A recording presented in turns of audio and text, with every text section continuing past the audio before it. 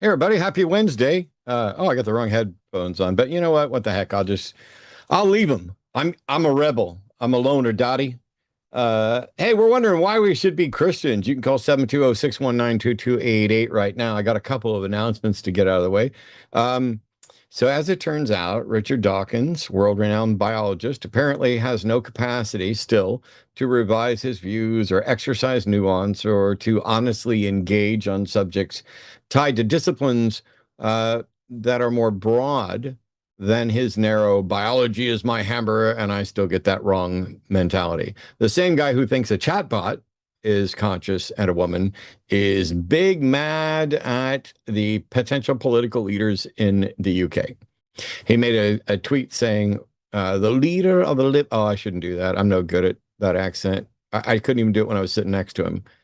The leader of the Lib Dems and the deputy leader of the Green Party thinks some women have penises. They're correct, by the way. In itself, it seems like a relatively unimportant matter, but it's symptomatic of a contempt for science and evidence-based truth. Could you vote for a flat earther?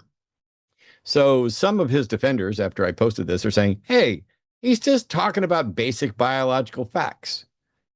That's a lie. If you're teaching basic biological facts, you don't call out the Lib Dems and the Green folks for their support of trans rights. You don't commit an equivocation fallacy, presenting those supporting trans rights as if they're flat earthers. He was making a political statement. He was objecting to support for trans rights. He's still wrong, of course, on the basics of biology, which is incredibly embarrassing for someone as knowledgeable and prominent as he is, which we've pointed out many times. I don't need to go over that again. He's also wrong about what the trans community's position is on gender. No trans advocates are claiming that trans people are cis people. Dawkins' position just tries to boil everything down to biological essentialism. And on that front, he's also wrong and dishonest on the actual subject because he's the one with the antiquated position that denies science and evidence like a flat earther. It's a nuh-uh, water seeks its level. Gender, as it's being discussed when affirming trans identities and rights, is not merely about biology. And this really rubs him and some other people the wrong way. Though, even if it were merely about biology, his view would still be wrong and unfairly exclude real people with an oversimplification. Instead, the gender as it's being discussed by everyone except for the right wing, we've lost our mind and we finally found out that we can't always tell, even though we thought we could. Gender, as it's being discussed outside of that, is a social construct that rests at the intersection of biology, sociology, and psychology. If you don't want to accept that, I guess that's your prerogative. And it's certainly the case that sociology and psychology are generally viewed as weaker sciences than physics and biology, et cetera. But to deny entire disciplines and research and studies and evidence and everything that we've learned about treatment and evaluation and all this is bizarre. Virtually every objection that those people pose to this raise, including Dawkins, show right-wing talking points and buzzwords that just flatly ignore the reality of what's actually being discussed and advocated for. It's a straw man of biological essentialism in order to deny the existence and rights of trans folks. So he's embarrassing himself by pretending that he's on the side of evidence while ignoring the evidence and entire disciplines supporting that evidence, disciplines that he is unqualified to speak on. And instead, he's using his biological essentialism hammer to hammer a fictional nail and win the approval of the Epstein class as well as Cletus the slack-jawed yokel. Those people who are terrified that they might wind up fancying a trans person without realizing it. In other news, the Trump administration, it's difficult to even say. Like that's far enough in that sentence. Do you really need to know more? All right.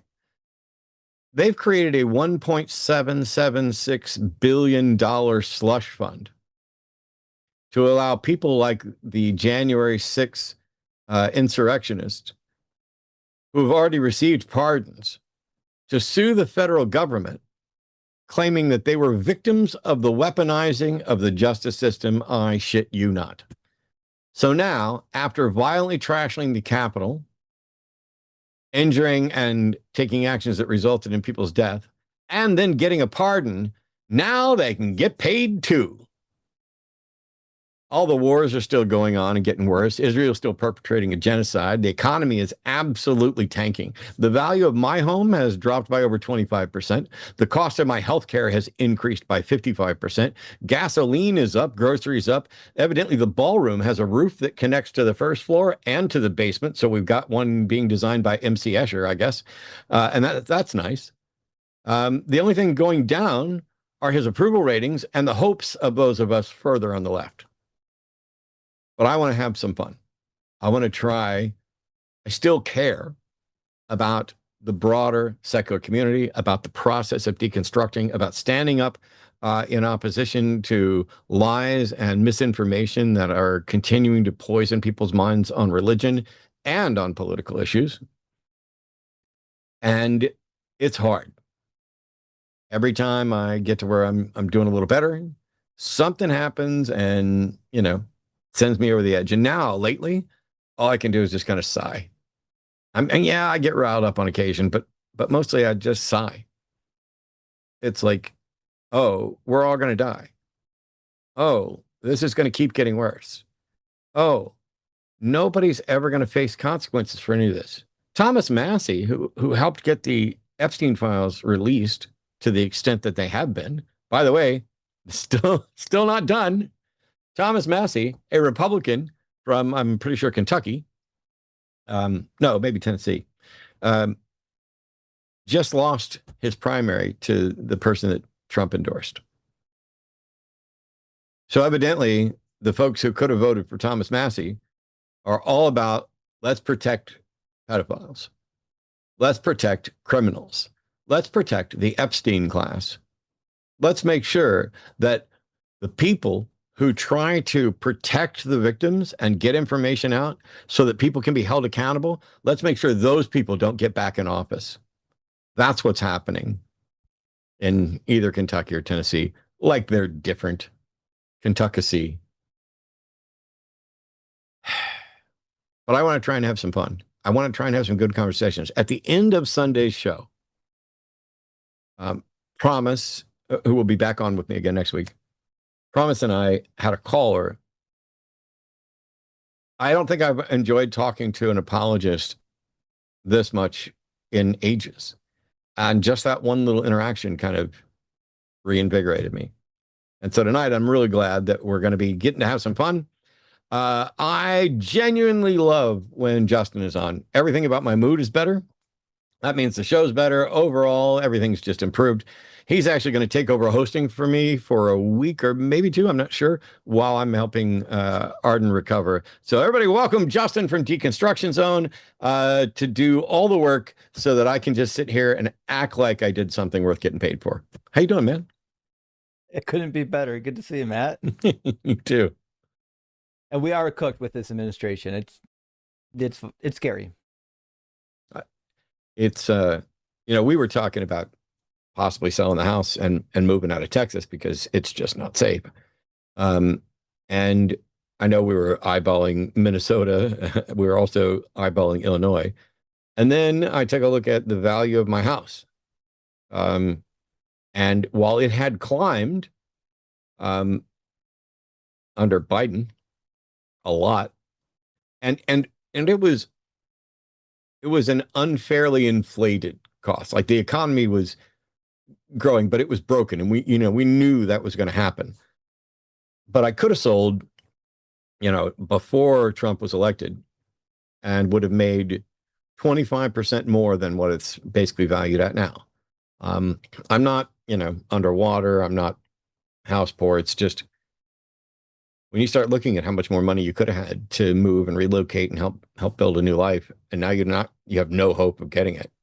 It just seems like we're kind of stuck here and are going to need to try to fix Texas until we have to flee, because the government wants to list us as violent domestic terrorists. And I just saw a post from Rebecca Watson that Trump's FCC, who evidently used to throw fits about trigger warnings, is upset that the Television Oversight Management Board has been allowing gay and trans content without warnings to the parents. And so now they want the FCC to force the TVOMB to change their rating system. And the quote from them was, recently parents have raised concerns that controversial gender identity issues are being included or promoted in children's programs without providing any disclosure or transparency to parents. Specifically, the industry guidelines that parents rely on are rating shows with transgender and gender non-binary programming as appropriate for children and young children, and doing so without providing this information to parents, thereby undermining the ability of parents to make informed choices about their or for their family. This is an attempt at erasure, but even if you felt that, hey, we need some of this stuff, I would agree. There's a lot of things that get discussed, especially when things really get going around LGBTQ rights, that 4-year-olds don't really need to know. You know, they don't need to know details about stuff. But just teaching them, you know, Jenny has 2 moms, that now is going to get a warning. I mean, this is the equivalent of, you know, trying to add warnings for old school things like, you know, it'd be the equivalent of saying, well, we're showing a handicapped person or we're showing a colored person, so we got to put a warning up there for all the fragile white folk. And so, like, these, like the trans community, the LGBT community, they have legal protection and status, legal from the government. You don't have to warn anybody that they're going to be on your television. That is crazy. Hopefully the next administration will undo this nonsense. Just so you know, just so we don't end up getting called out, we know that colored is incredibly problematic, and the correct thing is people of color. Justin's doing that in character as the bigots, but I got in trouble for that because I did something similar without even knowing it, and somebody rightly called me out for it. It took a while, and basically called in like, why are you using this particular language? You're reinforcing these ideas. And I was like, yeah, I need to fix that. And so, yeah. Right. Yeah, that was the old law. I was referring to the old laws. We don't do that no more. So we've got theists already on the line. Let's go. Let's try and have some fun. We'll set aside political stuff until somebody actually calls in and mention it. Let's dig in on some religion if you're ready. Yeah, I'm always ready. Listen, I got unlike Christians, I got my Bible with me at all times. Well, Justin took 1 Peter 3:15 even more seriously than I did. I took it seriously enough to help find my way out of religion, realizing that I was going to fail to fulfill my obligation to provide a reason for the faith that was in me all the time. I do have my Bibles, plural, because I use E-sword. It's always open right here. But just in case somebody wants an actual physical one, I have my ex-wife's study Bible, which she no longer needed and left here for me, because my other Bibles, actually, there's another one there too. I used to have a stack of Bibles here. Anyway, here's a reminder. 720-619-2288 is the number to call in, or you can look down below this and there'll be a link to call in studio so you can call in from your PC. Theists are always going to get priority. Please understand there's a delay. We are going to have to, I hope we don't have to mute anybody or put anybody on hold. I will be working my hardest, which means I'll fail, but probably slower, to make sure that we're only pausing and muting people when either someone's not answering the question and we need to get the conversation back on track, or when there's some point of contention that we need to pause the longer conversation in order to get clarity on that one point. I mean, that's the bulk of when we do it anyway. And then when we have to go in a little loop there, I tend to get pissed. That's just a fact. I'm going to let Justin get closer to pissed while I sit back and be ready to jump in slightly more. I'm going to play good cop today, and everything should go wonderfully. Oh, listen, I can definitely play some bad cop. You play whatever cop you want. I just want us to have good conversations. We've got some theists on the phone. There's some good-looking questions here, and hopefully, I'm just going to change my headphones real quick while we're getting started here. But welcome to the show. Michelle is a theist from New York, pronouns are she, her. and her topic is the historicity of historical Jesus. So, Michelle, how are you, and how can we help? I'm doing good, Matthew. But first, I'd like to get off. I think you and I I had a lot of bad blunders with you in the start, and that was because even long before I ever called you and thought that I had anywhere near as good of an argument to bring to the plate with you and to bring to the dinner table, I felt rather dwarfed by your intellect and No, sorry. I just recognize this person's voice. This is a band caller. Oh, They're cooked. They're gone. yeah. I saw that this person had called like 5 times, and I was just about to interrupt them anyway because here, let's give a good tip. If whether you called before or not, let's assume for a second that what this person was saying was true. It's irrelevant. And so if the subject is historical Jesus, whatever history I've had with a caller, first of all, I'm unlikely to remember it. I'm also unlikely to recognize some people's voices until they've called maybe 10 times or so. I just done this too long, and there's too much. And I know I basically have taught myself, don't retain certain things because you'll just obsess over them and no good can come of it. So, so sorry that you got busted by our super producer who's hot buttered awesome. Stop making new numbers. It's so annoying. It's like every 6 months you call back. Stop. You're banned. Well, Jeremiah's only called in twice before. Yeah, let's try this. We're moving on. So Jeremiah is a theist from Tennessee. Sorry about dumping you in the same bucket with Kentucky, but having lived in both of them, I think it's probably fair. Jeremiah pronouns him. We should be Christians because Jesus was a good model for people. Hey, Jeremiah, how are you? Hey, pretty good. How are you, Matt? Oh, wonderful. Yeah, I mean, that's basically, Jesus was epic. If you look at all of history, there's not really a more epic role model that a person could choose to follow after. They could choose me. I'm more moral than Jesus. You're definitely not more epic. You could agree with that. More what? Epic? Yeah, epic. You haven't done anything as cool as Jesus did. Well, I'm not aware that Jesus did anything, but Justin knows more about this than I do. So, yeah, I think Justin knows Jesus definitely existed and did some things. He definitely gathered a following somehow. Sure. Well, no one's saying that all of his teachings were bad, but if we're just using the Bible as our guide, I don't know what in there we would point to think he's some great moral teacher. This guy advocated for murdering children that curse their mother and father. Do you think we should be doing that? I thought Jesus was epic in the things that he actually did, right?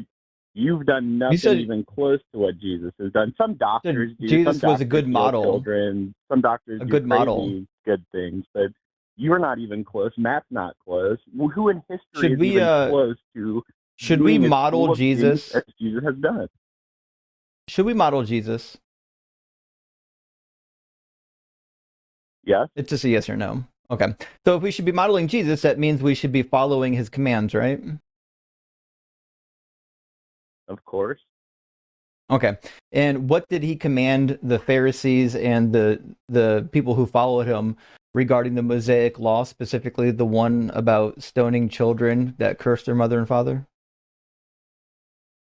You want to give me a verse reference or just read it off for me? It's in Mark 7 and Matthew 15. I can read it for you.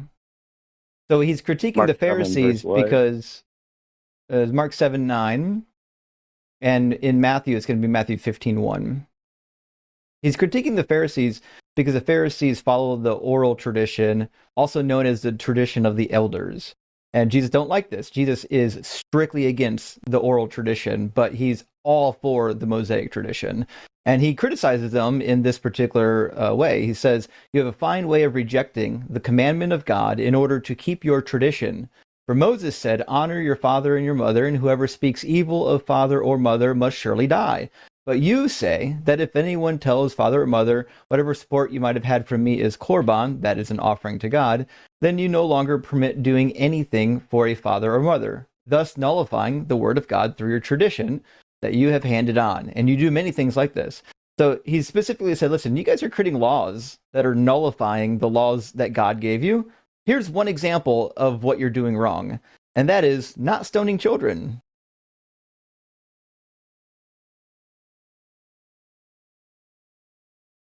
Yeah, I mean, I think this is actually another example of Jesus being epic, right? He defied the moral authorities of the time. So Can you I do ask a think we question should real be quick? stoning children then? Their attempt to supplant Can I God's can I law. ask? I mean, I'd like to ask that's a question why real that's quick, part if of I the can. reason that he got crucified, and part of the reason that Jeremiah? he rose again 3 days later. Hey, Jeremiah, can you hear me? Yeah. I think Jeremiah, can you Jeremiah's hear just on me? a long delay. Calling Jeremiah, him from can you hear me? Sheol. Yeah, I can hear you fine. Did you hear me the first 3 times I asked you? I've heard every word that you said, Matt. How do you know that? If you didn't hear it, how would you know whether or not you heard it? Well, why So- would you ask me if I heard it? If I couldn't possibly know whether I heard it. Because I tried to talk several times and you ignored me, and I asked you several times if you heard me, and you didn't respond to like We the must third have time. had a bad connection. I apologize for the bad connection. No, you I'll don't move have my to phone, but apologize. You can don't we have to please move apologize. forward? If we had a bad connection, then maybe you I mean, didn't hear me. So maybe you should stop assuming that you did hear me, because your assumptions are really problematic. I'd like you to tell me what epic means and why any of us should care whether or not someone is epic, and is it possible for someone to be epic and morally awful? Well, I do think that everyone has a role model. They have people that they No. look up I didn't to, and ask it you. really No, I'm does sorry. affect I'm how sorry, they Jeremiah. behave. Jeremiah, I'm sorry. I asked you 3 very specific questions. What does epic mean? Should we be following someone because they're epic? And is it possible for someone to be epic and morally repugnant? What I mean by epic is who your role model is. That is someone that you hold in the highest esteem, that you consider to be worthy of modeling your behavior after. Who we choose to model our behavior after and hold up as a role model matters Okay. a lot about how we behave. So I don't have a role model, and I don't model my behavior after a person. So I guess that whether or not somebody is, I guess I don't find anybody epic. That being a role model is not what I would consider epic. You said he did Well, epic I- things. I'm I sorry. I'm don't- sorry. I think I'm you- sorry. I- I'm I sorry. don't I'm think sorry. you're I'm sorry. being I'm sorry. I'm honest if you sorry. say I'm you sorry. have I'm no sorry. role I'm sorry. I'm models. sorry. I'm sorry. I'm sorry. I'm sorry. I'm sorry. But I'm still fucking talking. So hold up. You said he did epic things, and now you're saying epic is whoever you have as a role model. That doesn't make any sense. I need to make that make sense. Right. So epic means who it's the type of person that it's going to vary by person, right? What I consider to be epic might be different than what you consider to be epic. But people agree, oh, winning the Olympics makes you epic. Like you're larger No. than life, I'm right? sorry. I'm sorry. Okay. I'm now completely bored with your word and your definition. Let's get back to something of substance. And that is, I don't have a role model. You're trying to suggest that perhaps I should have Jesus as a role model.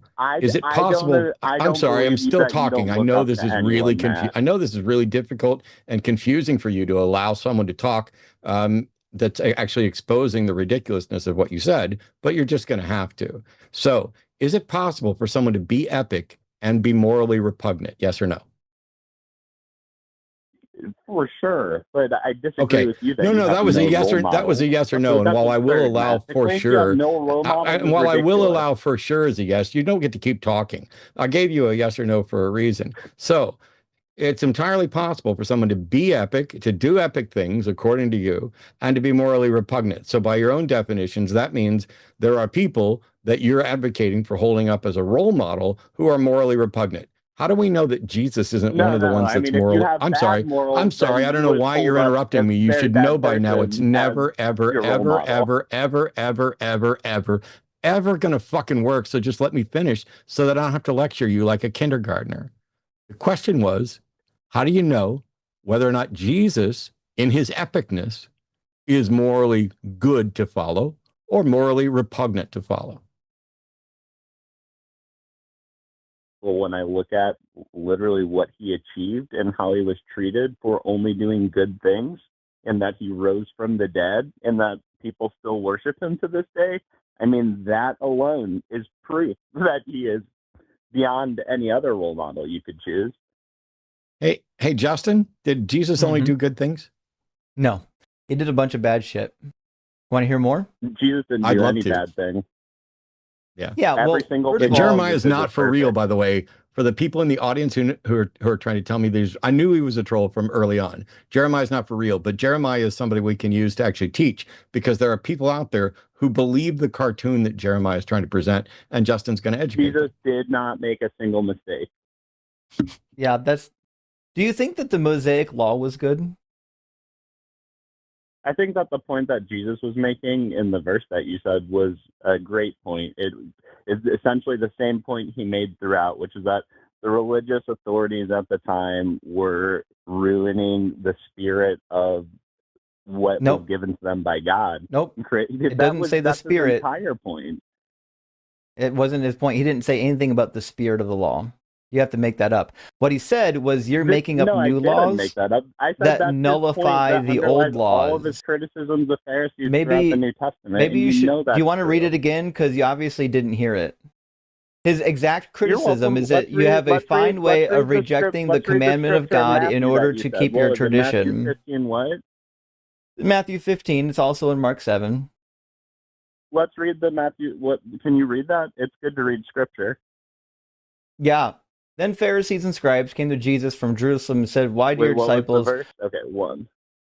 Matthew 15:1. "Why do your disciples break the tradition of the elders? For they do not wash their hands before they eat." He answered them, "And why do you break the commandment of God for the sake of your tradition?" So do you understand the critique he's making? He's saying God gave you commands, and you're breaking those commands with your own rules, with your own tradition. So he's saying it's bad Continue reading. to not follow the law reading. of Moses. You understand that, right? Yes, let's continue. Let's continue reading. Okay, It's then good he to read answered them, scripture. "Why do you break the commandment of God for the sake of your tradition? For God said, 'Honor your father and your mother. Whoever speaks evil of father or mother must surely die.' But you say, whoever tells father or mother, whatever support you might have had from me given to God, then that person need not honor the father. So, for the sake of your tradition, you nullify the word of God." So the problem Do you understand here... what he's saying there? He's saying that these people Yeah, aren't taking I care of do. their parents. No, he says the problem is that you're nullifying the word of God. He said it twice. Well, but anyone who might have been used to help their father or mother is devoted to God. That has nothing to... No, being a child of a father or mother doesn't mean you're devoted to God. Do you have reading comprehension? Well, explain. Are you okay? Explain verse 5. Why don't you break down verse 5 for me? 5 is easy, but you say, "Whoever tells father or mother whatever support you might have had from me is given to God." So this is korban. This is a technical term from Hebrew. So what they can do, right? So the point is, as a son, let's break that down. Do you want me to explain or not? Do you want me to explain it? Do you want me to explain it or not? Okay. So yes, I'd like to understand what you're that. supposed to do... I have reading comprehension issues, remember? You have listening comprehensions too. So Matt didn't mute you, but I'm going to mute you because I'll never get this explanation out. So what's happening here is you're supposed to serve your mother and father and treat them a particular way, and then legally you get an inheritance, right? So what they allowed is, listen, if that child says, no, I'm not going to take the inheritance, I'm going to give it all to God, they're allowing that. The tradition of the elders allow them to, if it's all being dedicated to God, to not actually get stoned when they curse their mother and father. Now, this is basically a workaround because they wanted to prevent people from getting stoned, and this was one of the ways that it's like a scapegoat, let the child out of it. So they were nullifying the word of God, the commandment of God, with this new tradition that didn't come from God. That's why he says, "And you do many things like this." So it's like a bribe to not get in trouble for breaking the law. It's a get out of jail card. That's what it is. But It's a payment of money to the authorities to avoid justice. That's a bribe. It's not a bro. bribe if Come on, it's give me a legal. break. This is retarded. No, it's not a bribe. Okay, If it's- okay, okay, okay. There we go. Okay. Jeremiah, you're now muted. I'm only going to tell you this once, so listen up. Nobody can hear you right now. You're going to get told this once. When I bring you back in, you can apologize and you can stay. If you break this rule again, I will ban you from all line shows. The R slur that you just used, the tard word, not allowed. Just like any other form of bigotry, not allowed on my show. I don't care what you do with your friends. I don't care if you personally don't find it a problem. I don't care if you have so many buckets of privilege and stupidity that you don't care about the potential harm you're doing, but it will not be tolerated here. So I'm going to bring you back in. You can apologize and we can keep having a conversation, or you can fuck right off. Here we go. I'm sorry, Matt. I will say that I do have a 3-year-old son who's mentally challenged, and I don't have an issue with that word, but I understand that some people do, so I won't use that language on your show. Thank you. But yeah, So, I mean, this is clearly talking about people bribing the religious authorities. It's no different than like Catholic indulgences. Yeah, that's horrible. It's not a bribe if Come it's on. legal. It's not legal. That's what Jesus is saying. He's saying you guys is legal. claim to follow God's law, but you've created your own traditions that defy it. You got and corrupt it. Yeah, No different and than who indulgences. and who gets to create the tradition? Do you know what they're called? These are the Anyone? Pharisees, right? The Sanhedrin. There's a council that's made up of a. This is why there's Jesus is epic, because he's taking these people to task. He Jeremiah, defied the authorities, they killed him, and he rose from the dead. Do you want to pay attention to how the system works or not? I think I'm going to put Epic on the ban list soon too. Because between you and I'm the only one that's actually read the book and has any background knowledge on the culture. So the Sanhedrin is in charge of creating laws that the people follow. This was bribery. It's not bribery. I'll explain why it's not bribery while you're muted. So it's the Sanhedrin gets to make laws for the Jewish people to make. Now in the Talmud, they explain how this came to be. It's in a tractate called Pirkei Avot, and the tradition of the elders, the 70 elders that Moses appointed. You can find them in Exodus. They go up on the mountain with God in Exodus 24. Those elders kept an oral law according to their tradition. And so the oral law, I believe, was manufactured. And Jesus believes it was manufactured as well.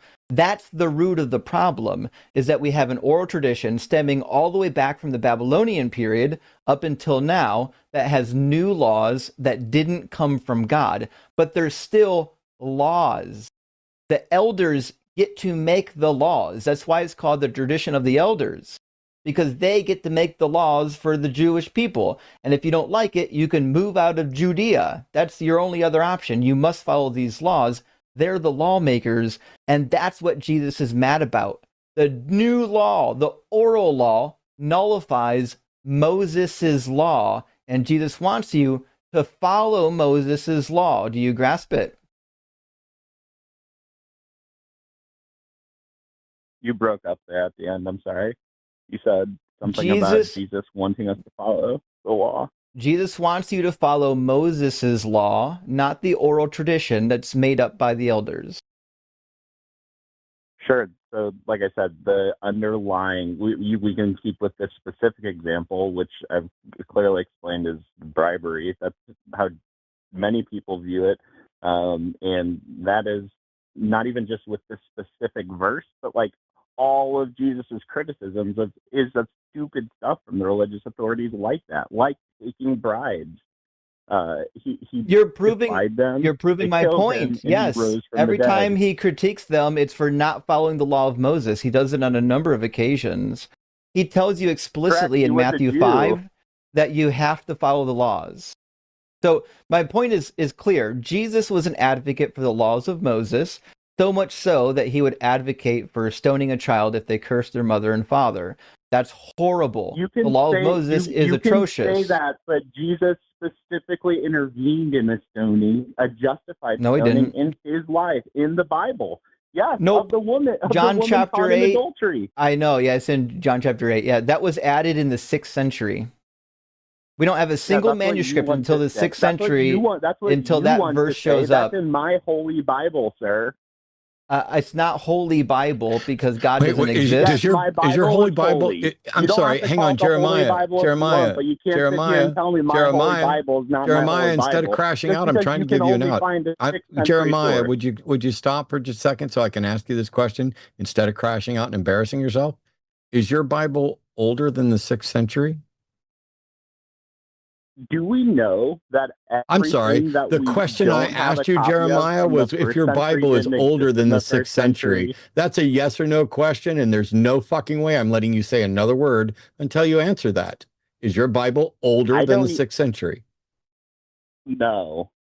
No. So how is it in any way a rebuttal by any sort of reasonably intelligent person to Justin saying we don't have that prior to the 6th century, and you say it's in my Bible? That's not a rebuttal. That's just an admission that you are not paying. I'm sorry, I'm still fucking talking. I know it's really difficult for you. I'm allowing you to be a lying troll because it's useful to people. I don't believe you, or I don't believe a word you say. I don't pretty much anything that you say, but we've entertained your confusion and we've schooled you on subjects, Justin more than me for sure. And we'll let that continue because you present the confused, flawed perception that might help somebody else. We're not doing this for your benefit, and you're certainly not doing it for mine. So let me ask you, Jeremiah, since you're obviously a fraud and just playing a game here, what do you get out of this? I don't get anything out of this besides trying to spread the truth. I see not very intelligent people. No, I'm sorry. I'm sorry. That's just not true. So I'm going to mute you and lecture you some more, and then I'm going to turn it over to Justin. Here's the thing. You're not here to spread the truth. Okay?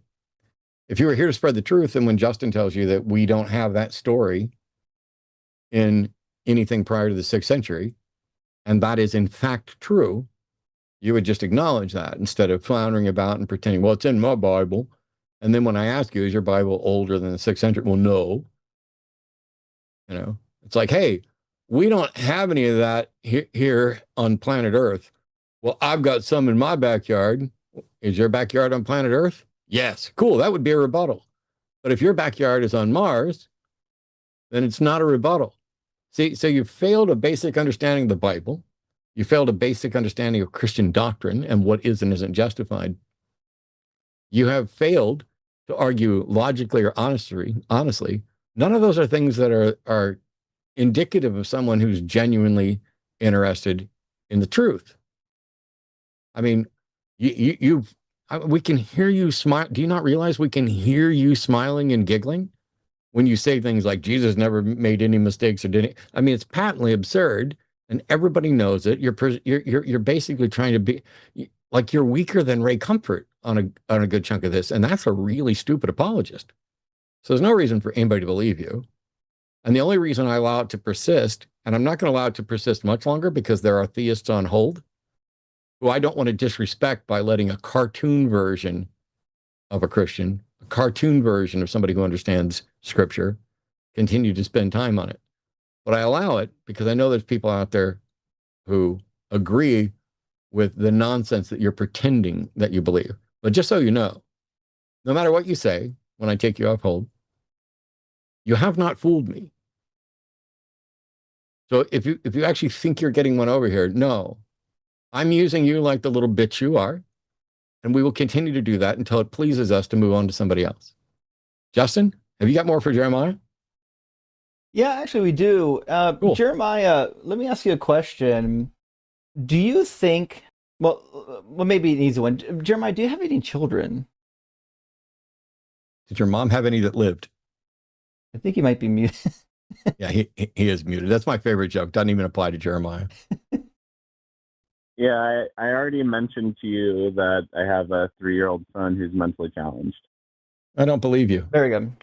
Yeah, I don't believe you either. I'm happy to connect offline, Matt. I'm happy to connect offline.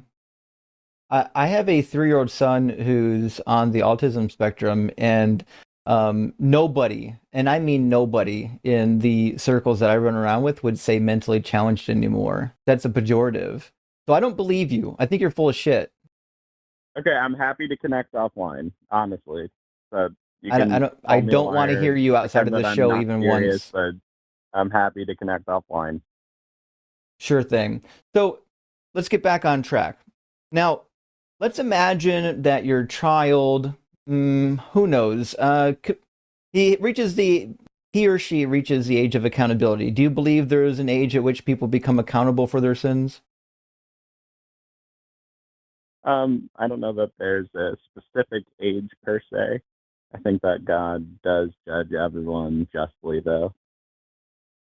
Sure, but you understand there is a point where you're legally and accountable as an adult in our system. God must have a method of determining who is mature enough to be accountable for their sins, right?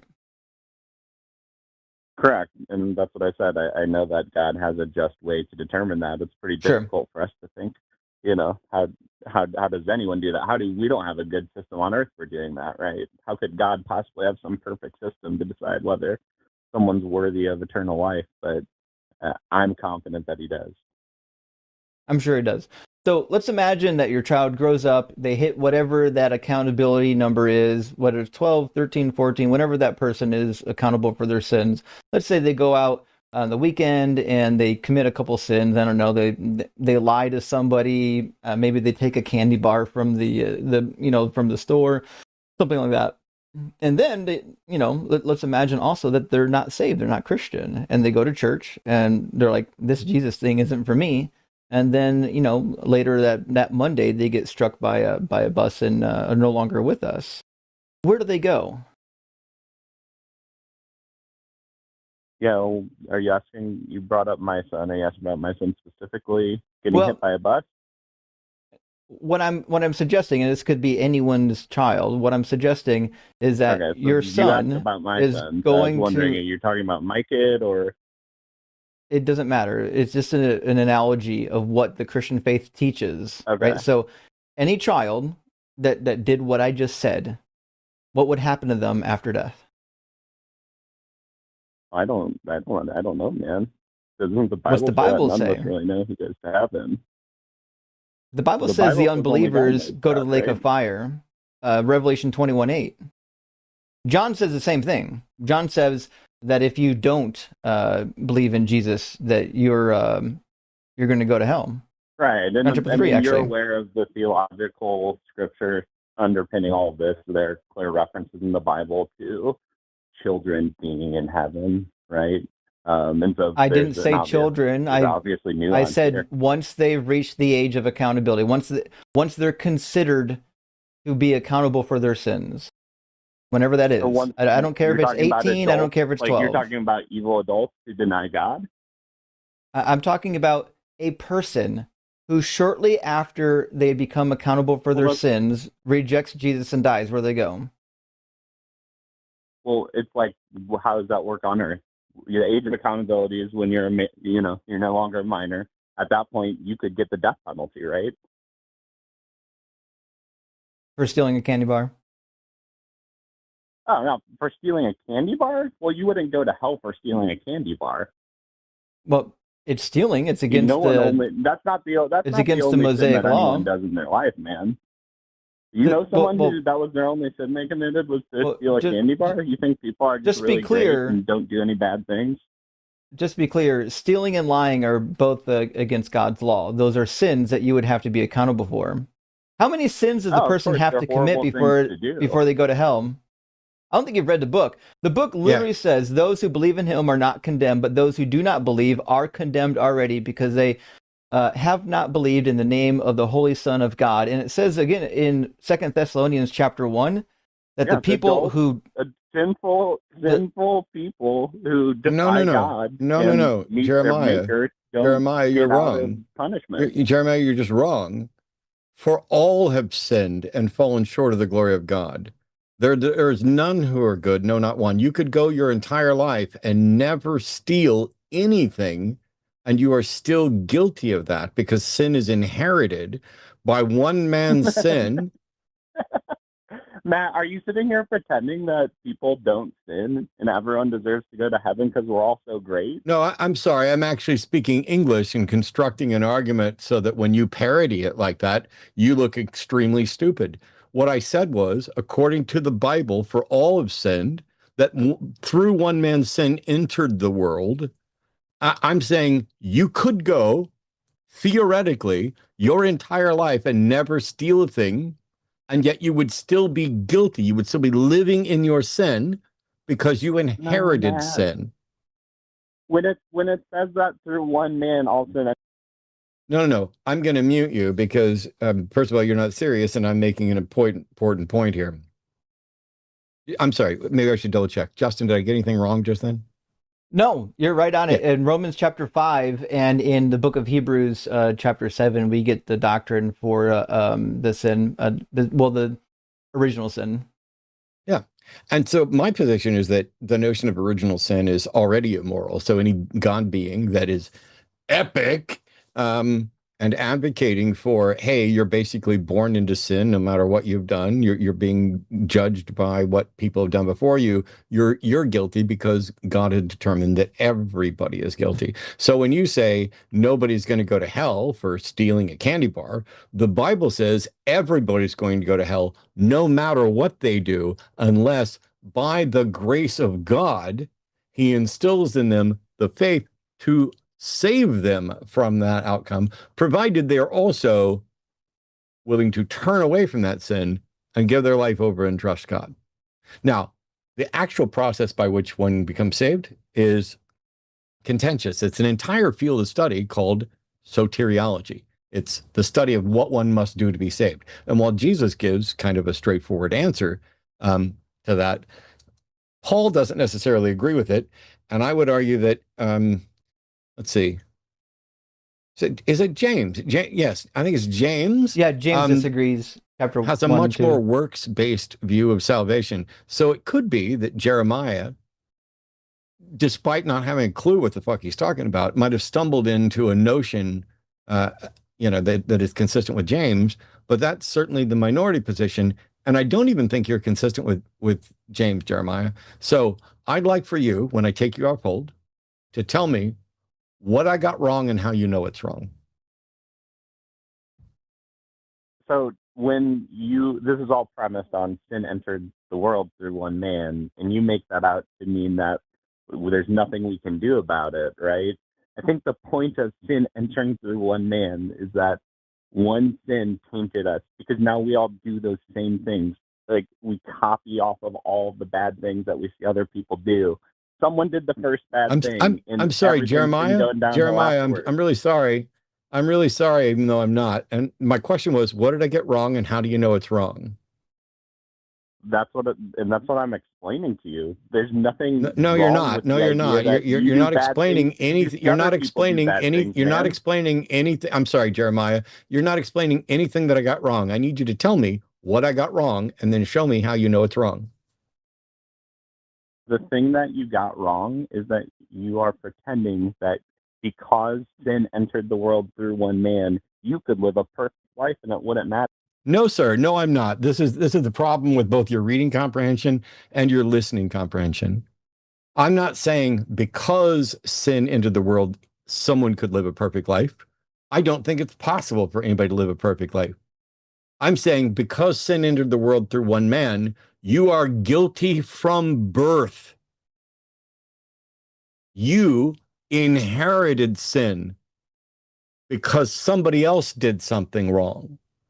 That's what my position was. So since you were unable to show what I was wrong about, and it was actually you who misunderstood my point, I'm going to try again. Was I wrong about something? Yes or no? Then what was it, and how do you know I'm wrong? Try again. So we have a desire to do sinful things. No. I'm sorry. I don't need you to tell me about psychology. I'm going to bring you back from hold, and now you're in kindergarten mode, and you're going to answer yes or no until you satisfactorily answer my yes or no questions, and then you get to expound. So here we go. The first question is, since you were wrong about what my point was, do you think that anything else that I said was wrong? Yes or no? Clearly, I misunderstood your point, Matt. I didn't. Okay, I'm sorry, Jeremiah. At no point did I ask you, nor did I give a fuck whether or not you were going to offer some contrition about how you misunderstood my point. That's irrelevant. This is a yes or no question. So here's the first yes or no question. I'm going to bring you back. Here's the first yes or no question is, are you able to answer a yes or no question? Yeah. Did I say anything else previously that you think is wrong? Yes or no? Yeah. What is it you think I got wrong? And then I'll let you, assuming it's something that I actually said, I'll let you tell me why it's wrong. What did I get wrong? You, in this follow-up, you have said you don't think it's possible for someone to live a sinless life. I'm sorry.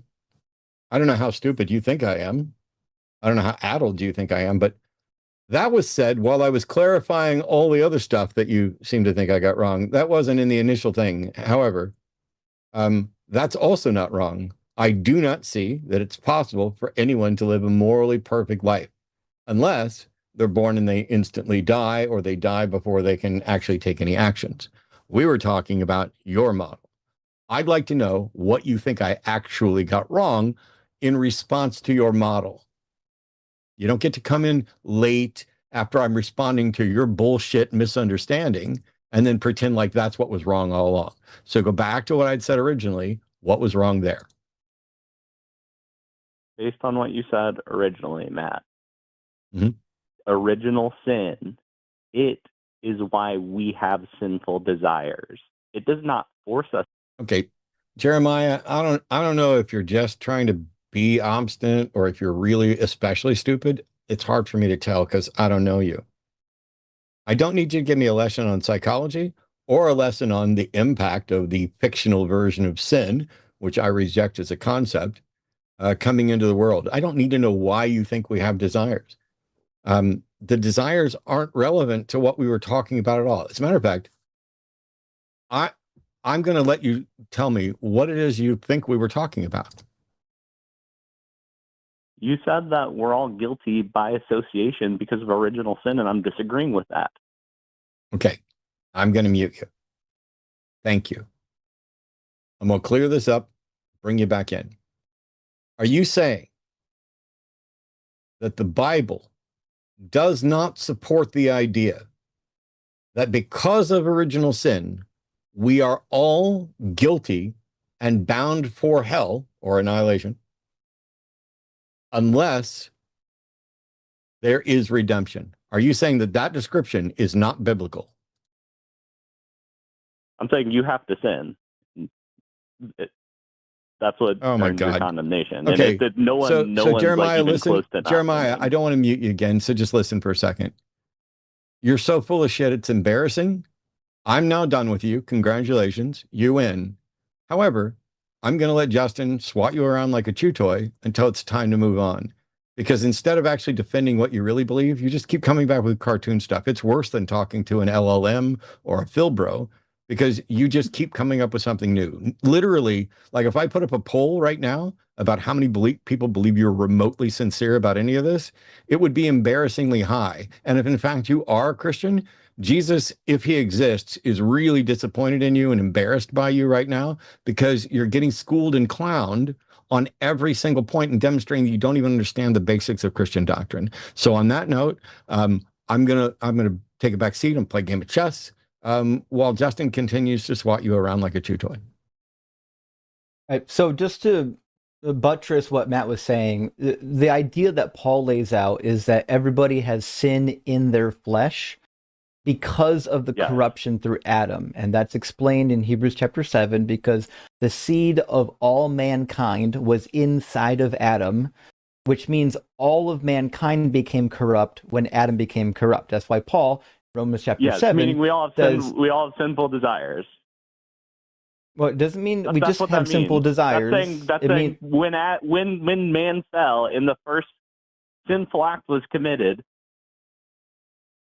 thereafter, every person wants to sin. That's all that's saying, man. Let's not overcomplicate it.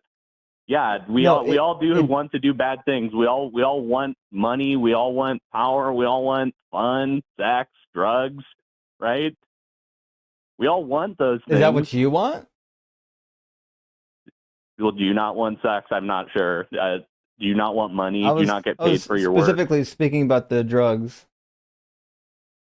That's what seems like many people in the world want. Drugs, you said we alcohol, all. cigarettes. You included yourself in the first person plural.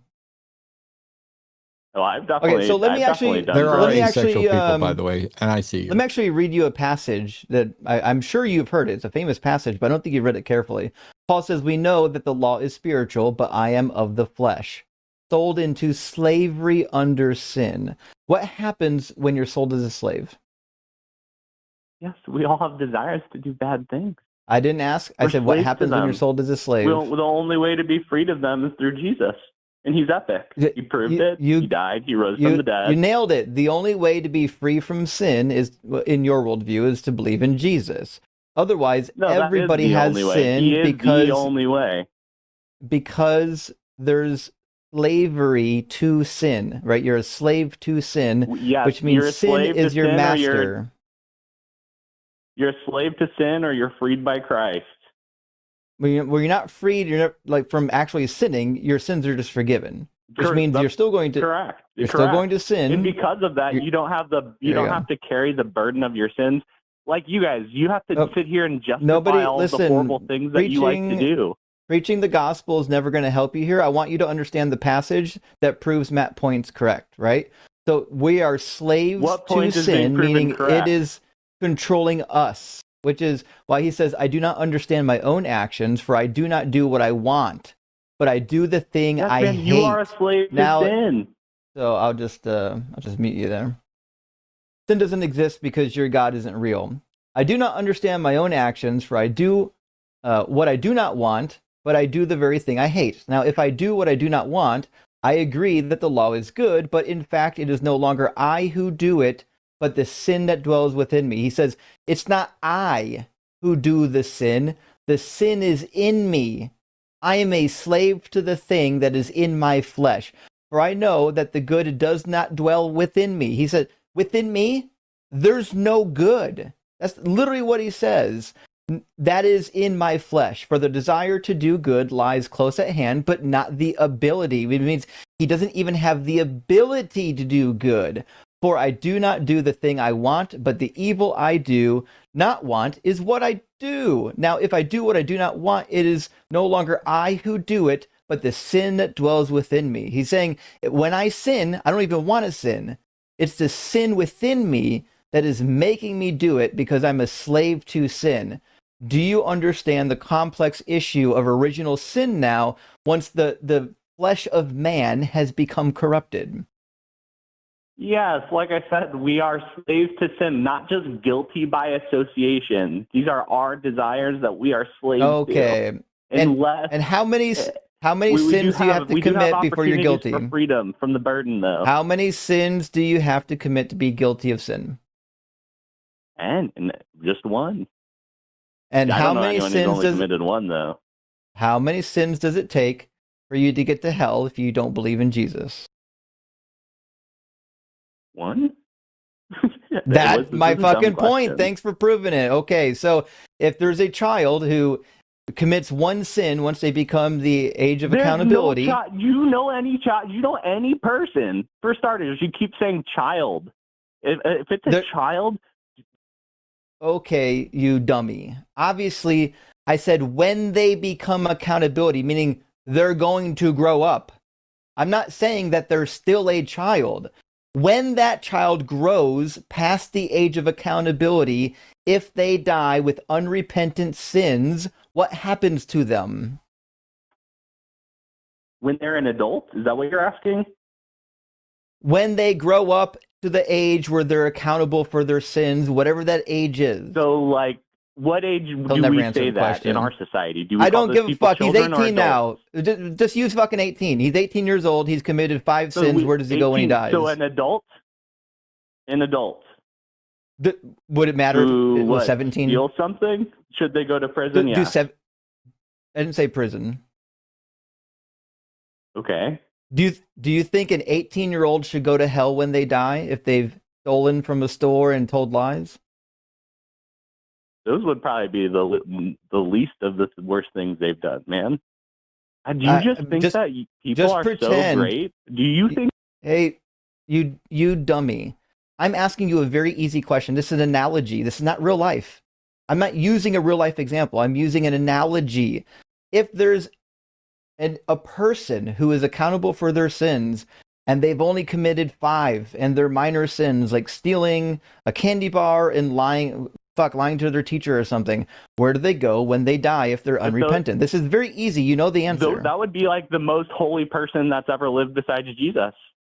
That's adorable, but where do they go? Their whole life that was bad was stealing a candy bar? But where do they go? What's the answer? We all know it. Just say it. Someone who denies Christ. Adults, they go to hell, yes. There you go. So you think the person who stole candy bars and lied to their teacher should go to the same place as Hitler? I think that no one has, if that's all someone has done, they're the most holy person besides Jesus to have ever lived. It doesn't matter if they go to hell. It's ridiculous, dude. It doesn't matter if they go to hell then. It's ridiculous, though. It's ridiculous that somebody who's the most holy person next to Jesus would go to hell. See, the most ridiculous part is someone who is the most moral person who has ever lived, that only Jesus would surpass them. In your worldview, they still get lit on fire for fucking eternity. That's the nonsense of your worldview. And that's what Jesus taught. Jesus specifically told a parable about this in Luke chapter 19. He says, "Those who did not want me to be king over them, bring them before me and slaughter them in my very presence." Jesus is a turd. He has no good teachings. He's a vicious cult leader that taught you to abandon your own family, and no matter what the cost, you come and follow me, even if you're crucified for it. He came to bring division, not peace. That's bullshit. Not a good teacher. All right, I'm done with Jeremiah.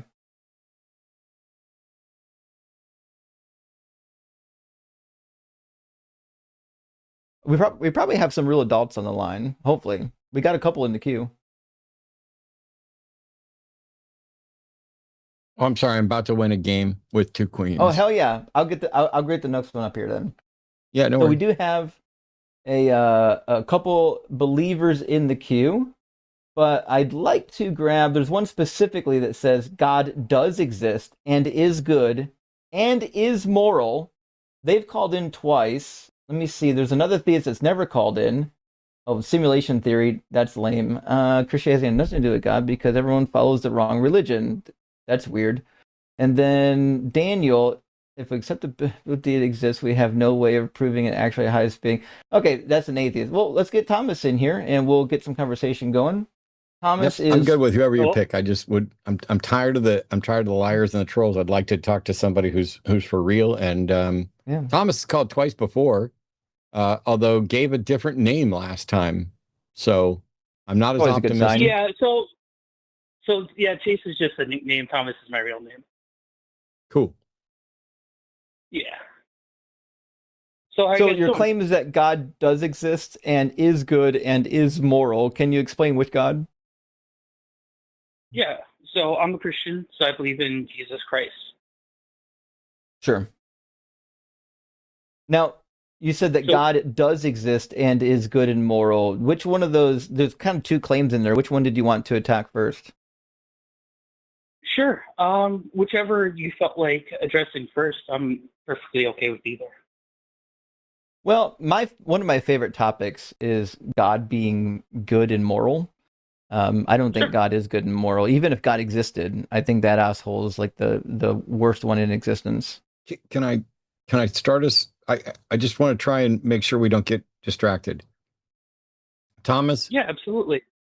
How accurate would you say the Bible is in describing the actions and desires of God? The actions and desires of God. So the Bible directly. So my personal belief is that as a Christian, the Gospels take priority over the Old Testament and Acts and the letters of Paul that come after, because the direct revelation is coming through Christ through the Gospels. That's my personal belief. I don't think So that answered I my believe question. that as far as believability, the Gospels have a higher percentage of that.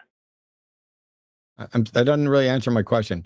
How accurate do you think the Bible reflects and records the words and deeds of God? The Gospel is 100%. Everything Okay, else so is uncertain. So you think the Gospels are 100%, but like Genesis, Exodus, Leviticus, Numbers, Deuteronomy, et cetera, might not be accurate? I think the parables that come in the Torah, the Tanakh, and the older passages have a lot of value and meaning. But when you get into the Amalekites and the wars, it becomes very obvious that there is bias in those passages. So as a believer, and as someone who's looked into the actual history, there are some passages that are just harder to swallow than others. However, the history of Christ still survives past that. Are you supposed to depend on every word that proceeds from the mouth of God? Because that's what Jesus said, and Jesus understood all of the Old Testament to be from God. So his exact words was that he came here to fulfill the law. But when you look into the actual Greek, the Aramaic that he would have said that was written in Greek. Aramaic? The exact it's written in words Greek. were that he was here to fulfill, as in to pay the debt that was laid before him by the teachers. So he didn't come down because the Jews were doing such a great job. You have no idea what he said in Aramaic because we don't have an Aramaic gospel. It's really the gospel strange. is written in Greek.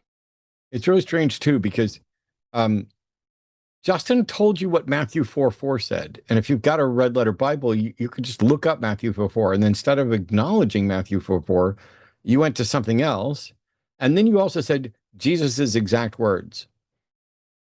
I have no reason to think. What he said about Matthew 4:4. That might have been the past guy. Hang on.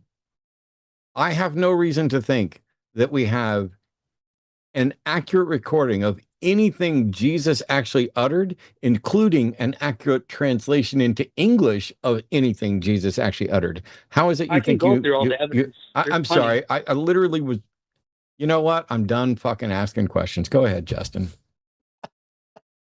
Okay, so my point is pretty clear that Jesus taught to follow the Torah, right? So when we see, like in Greek, the various forms like nomos and for law and whatnot, he's referring to the Torah. The Jews generally regarded the Torah, what you might, not just the Torah, but at least the Torah, as being the word of God. That's why even in the Samaritan Pentateuch, right, they only followed the Torah. They didn't even follow the prophets, Psalms, or historical writings. They only believed in the Torah. And the Torah that was preserved by the Samaritans is roughly the same as the Torah that was preserved by the non-Samaritans. So my point is very clear that all the Jewish people, they followed the Torah virtually the same as what's in our Bible. And so when Jesus says something about the Torah, he's referring to the first 5 books of the Bible. He's not referring to tidbits of it. Yeah, absolutely. And he does impart a knowledge, and he does come there to fulfill. But if you read the Gospels, I want everyone who's listening, and I want you guys too, to count how many times he says these exact words. You've heard it said, but I say unto you. He is very clearly not just there because everyone's doing a great job. He's correcting the law. He's there to fulfill his law. He's not there to fulfill Moses' law. He's there to fulfill his law. And that was the point of the gospel. Have you bothered to read that whole passage? Because I don't think you did. What you're doing is that and I've heard it before, you nitpick passages where it's clearly symbolic language.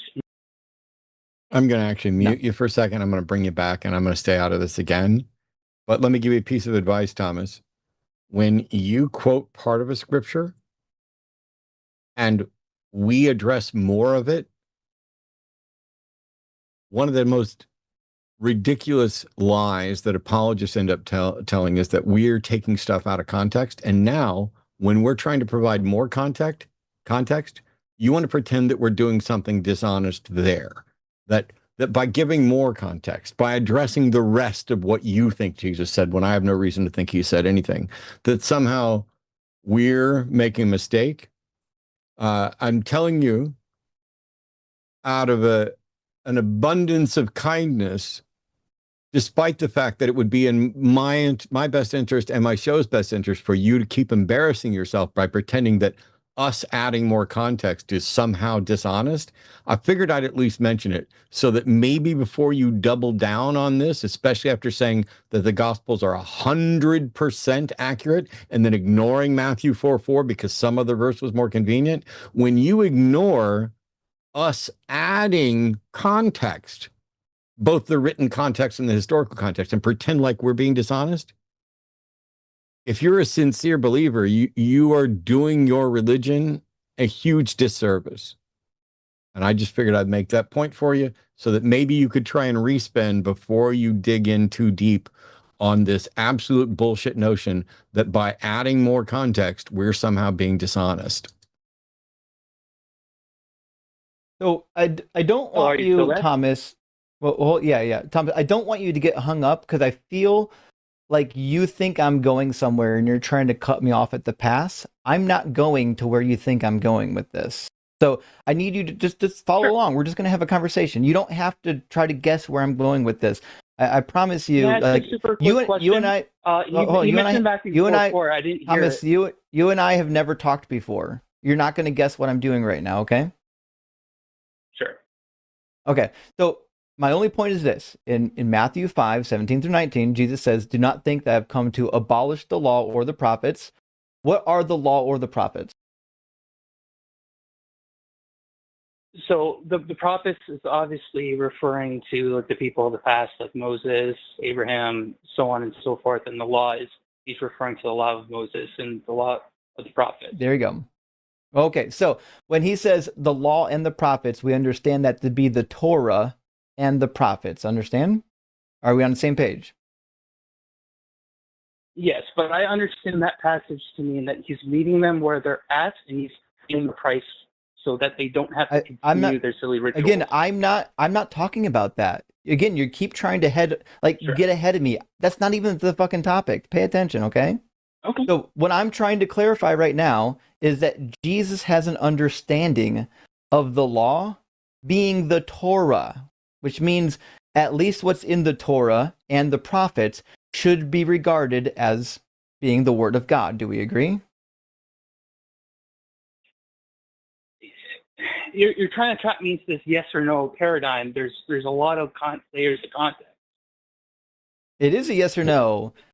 Did Jesus regard the Torah as it was preserved, even in the Dead Sea Scrolls, as actually being sacred scripture from God? I don't think he fully was. I think what he was doing was he was acknowledging what they acknowledged and was meeting them where he was at. Like he obviously was correcting them on what the law was.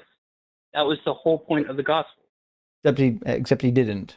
In fact, at every turn, he told people to follow those laws. In fact, when he healed the leper, he said, "Go present yourselves at the temple to follow the laws of Moses for the cleansing." Why would he tell them to go follow the laws of cleansing? He corrected directly from past prophets. He said, "You've heard it said, an eye for an eye, but I say unto you, that if you even feel wrath, we're not. Listen, we're not there yet. The court of hell." We're not there yet. We're not talking. What you're saying? No, you're not. What I'm saying is Jesus' understanding of the law is what's in our Hebrew Bible. It's the Torah. That's his understanding of the law that was given by God. He says it many times in Matthew 15 and Mark 7, which we covered earlier. He specifically mentions a law from Exodus 31, where it says, if you curse your mother and father, you can stone your child. And he tells them that this is a law given by God, and you're nullifying it, which you shouldn't be doing. So he believes in these laws actually coming from God, which is why he endorses them at every turn. And so my point here is not that Jesus wants you to follow the laws forever. We can have that discussion later if you need to. That's not even my point. My point is when Jesus references the law, we know what it is.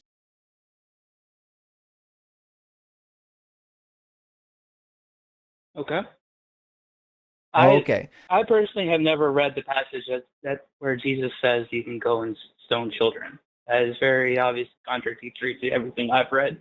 But Wow, if you have it's the passage shocking. number, I'll be more than happy to look it up. It's shocking that you want to accuse us of being dishonest by adding context when you then admit that you've not read one of the most clear and objectionable I'm just passages. asking I'm sorry, for I don't you know to why source you're to talking cite over your me. source. I That's don't it. know why you're fucking interrupting me. Why are Don't you cuss at me, interrupting me? faggot. Excuse Oh, me? there it is. We knew it was going to come. Excuse The me? love of Christ came through. Don't drop him. Don't drop Mm-mm. him. Come on, Thomas. Let's go, big boy. Come at me. How proud is You know Jesus what? going to be of you You know just what? tossing Here's around the thing. slurs Here's the like thing. that? I think there's No, a no, no. common Here's the misconception. thing. I'm going to shove my cock right down your mouth verbally or metaphorically right now, because that seems to be what you enjoy. That seems to be what you wanted. You sit here and you try to lie for Jesus. If I were a Christian out there, I used to be a Christian. I could put my Christian hat back on. Here, I've even got like a literal Christian hat. It's embarrassing because Justin and I both know all this shit way better than you, and that's what terrifies you. You might be a real Christian. In some respects, I find what you've said here to be consistent of someone who is in fact a sincere believer, but now you've been publicly embarrassed. And on that step of being publicly embarrassed, you know, like the last guy lashed out with an R slur. This time you lash out with an F slur. Oh, you're gay, homie. Well, maybe I'm gay, maybe I'm not gay, maybe I'm bi, maybe I'm pan, maybe I'm straight. Nobody cares. All you've done, if you are a sincere believer, is give me a clip that will live on the internet forever. That Thomas, somewhere in the USA, whose phone number I have, who called from his own phone, when he gets backed into a corner, decides to lash out with homophobic slurs as if it would remotely offend me. I don't care if you think I'm gay. I don't care if I am gay. You think if I was gay, I would have any problem saying so? I don't know what I am. I don't even care what I am. But what I know I am is smarter than you on these topics, more knowledgeable than you on these topics. And Justin's like an order of magnitude more knowledgeable than I am on these topics. I just get to sit back and watch while he swats you around to the point where you're so mad at him, you try to attack me. I mean, I'm sure Jesus would be happy with you right now if it weren't for the fact that since you now can't say a word and you just have to sit there and listen. I mean, Justin and I could talk about how Jesus just hung out with a bunch of dudes. And who was the disciple who Jesus loved? And who was that boy? And why I was resting in his bosom. Yeah, the boy resting in his bosom. Why is he running around with whores and prostitutes? It sounds like Jesus sounds like every stereotypical gay man that bigots like you would point to. You're hanging around with nothing but dudes. Yeah, you're an embarrassment. You're an embarrassment to Christianity. You're an embarrassment to apologists. You're embarrassment to basic human decency. That when you are stuck in an argument where you've dug in irresponsible, where you've accused us of being dishonest, and we've exposed to you that that's not the case, and all we're trying to do is have an accurate conversation, an honest one, bringing things up that are reliable, then you decide to jump in with a slur. I'm wondering, I'm going to take you off mute now, so prepare yourself, because you can get your Baba Booey in and run, or you can explain to everybody why it is that when you, if you're in fact here to be a sincere representative of Christ, to let his word be a lamp unto your feet, I don't recall his word advocating for this sort of bigotry. I know that Westboro Baptist Church does, you know, they do the whole God hates fags things and everything. I'd like you to explain to the other Christians out there why they should consider you a real, true Christian when evidently the love of Christ is when you are outsmarted to lash out with homophobic slurs. So let's talk to the other Christians out there. Everybody, welcome Thomas back. He's going to explain why it's okay for him to be a bigot for Christ. Oh, it's not okay for anyone to be a bigot, and by all means, don't put me on a pedestal. Put Christ on a pedestal. Oh, I'm sorry. Trust me, I was never going to put you on a pedestal.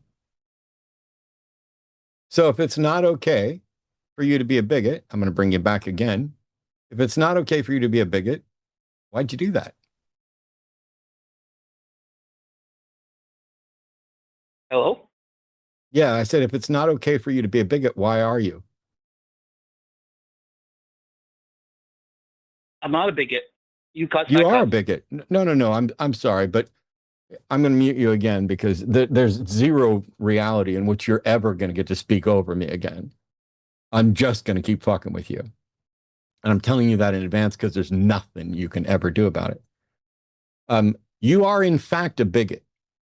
You might try to lie to yourself the way you've lied to the rest of us about who you are and what you believe.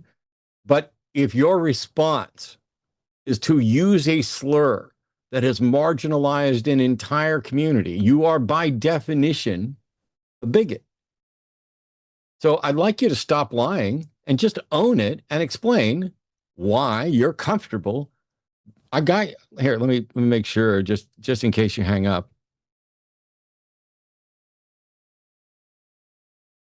There we go.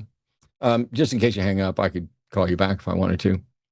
I'd like you to explain to everybody why you feel that it's not bigoted and it's somehow permissible for you to throw around a slur like that. And then I'm going to move on to somebody who's sincere and perhaps not a big piece of shit. Go ahead, explain it. So I said that intentionally to show your hypocrisy. You cuss, I cuss, and I knew you were going to make the time. Oh, I'm sorry. Now you're doubling down lying and being especially stupid. If I cuss, you cuss. I'm sorry. Cussing and throwing a slur out are not the same thing.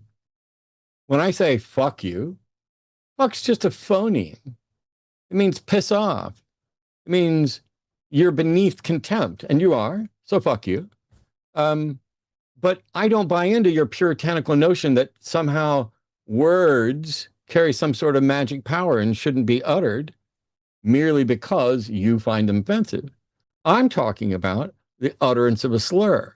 You're not exposing my hypocrisy. If you are so stupid that you think calling me a faggot is somehow exposing my hypocrisy, are we going to get demonetized for me repeating what he said? I think it's fair Hope not. in this context. But if so, we can delete it. We can mute it. That's not exposing my hypocrisy. That's exposing your bigotry and your incredibly weak intellect, that instead of being able to come up with anything, even the admission you just made, the very notion that when you are incapable of participating in any sort of sensible way on an intellectual level equivalent to the people you're talking to, that instead of engaging honestly, you either intentionally showed off bigotry or you decided to try to expose hypocrisy in an incredibly stupid way by engaging in bigotry.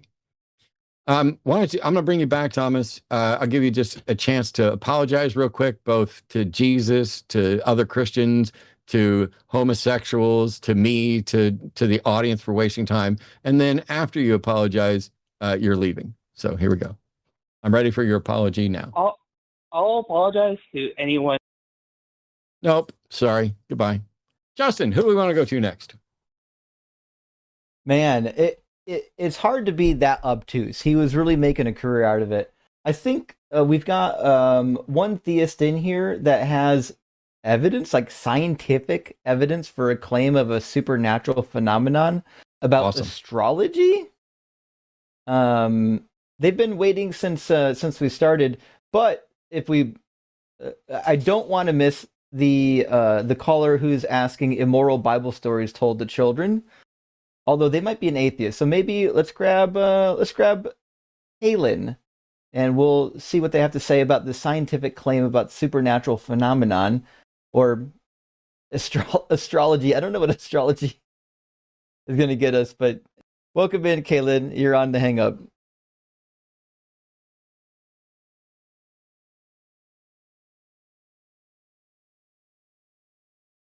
Kaylin? Caitlin, did we lose you? Oh man. Huh. Kaylin, if you're doing this on your phone, and actually that would still be a web browser. I don't know what's going on. Let's put Kaylin back in the queue. Uh, they've been on hold for an hour and 17 minutes. For all I know, they're off pooping or fell asleep. Yeah. Oh, all right. We do have one other theist in queue. It looks like Jose. Oh, I see several. Well, we have a pagan and we have Nate that wants to talk about simulation theory. I suspect simulation theory is going to end up in not a real god. I see what you're saying. Yeah, I was only looking at the actual label there. So I guess we'll put Kaylin back in the queue. Kaylin, if you get back from, taking a dump or taking a nap or whatever else, we'll be happy to try to talk to you about your claim about a supernatural phenomenon. Theists, there are still moments left in the show to call in. Don't miss out. So I think next in line, let's get Jose up in here. I'm going to return Kaylin to the queue, and then we'll get Jose up here.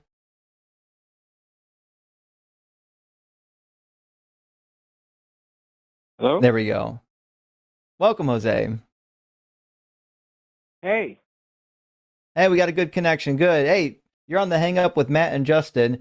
I'm hearing that Christianity has nothing to do with God because everyone's following the wrong religion, and I don't know what that means, but are you suggesting that you're a Christian and you're doing it right and they're doing it wrong? No, but first I wanted to say something, Justin. Thank you for having me tonight.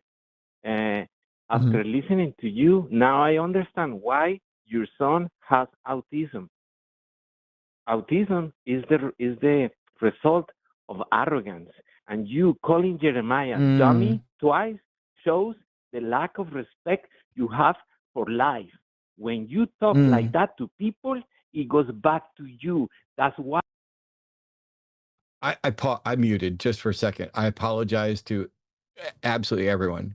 You will not hear me say a word for the rest of this. As a matter of fact, I'm going to walk over and talk to Arden for a second. Jose, I'm going to unmute you. I'd like you to continue to explain how Justin's son has autism because of his arrogance. I missed part of that. So if you could start over and explain really well why you understand and why the rest of us should understand that it's Justin's arrogance that has resulted in his child having autism. Thanks. Sorry. Hey, thank you for having me back.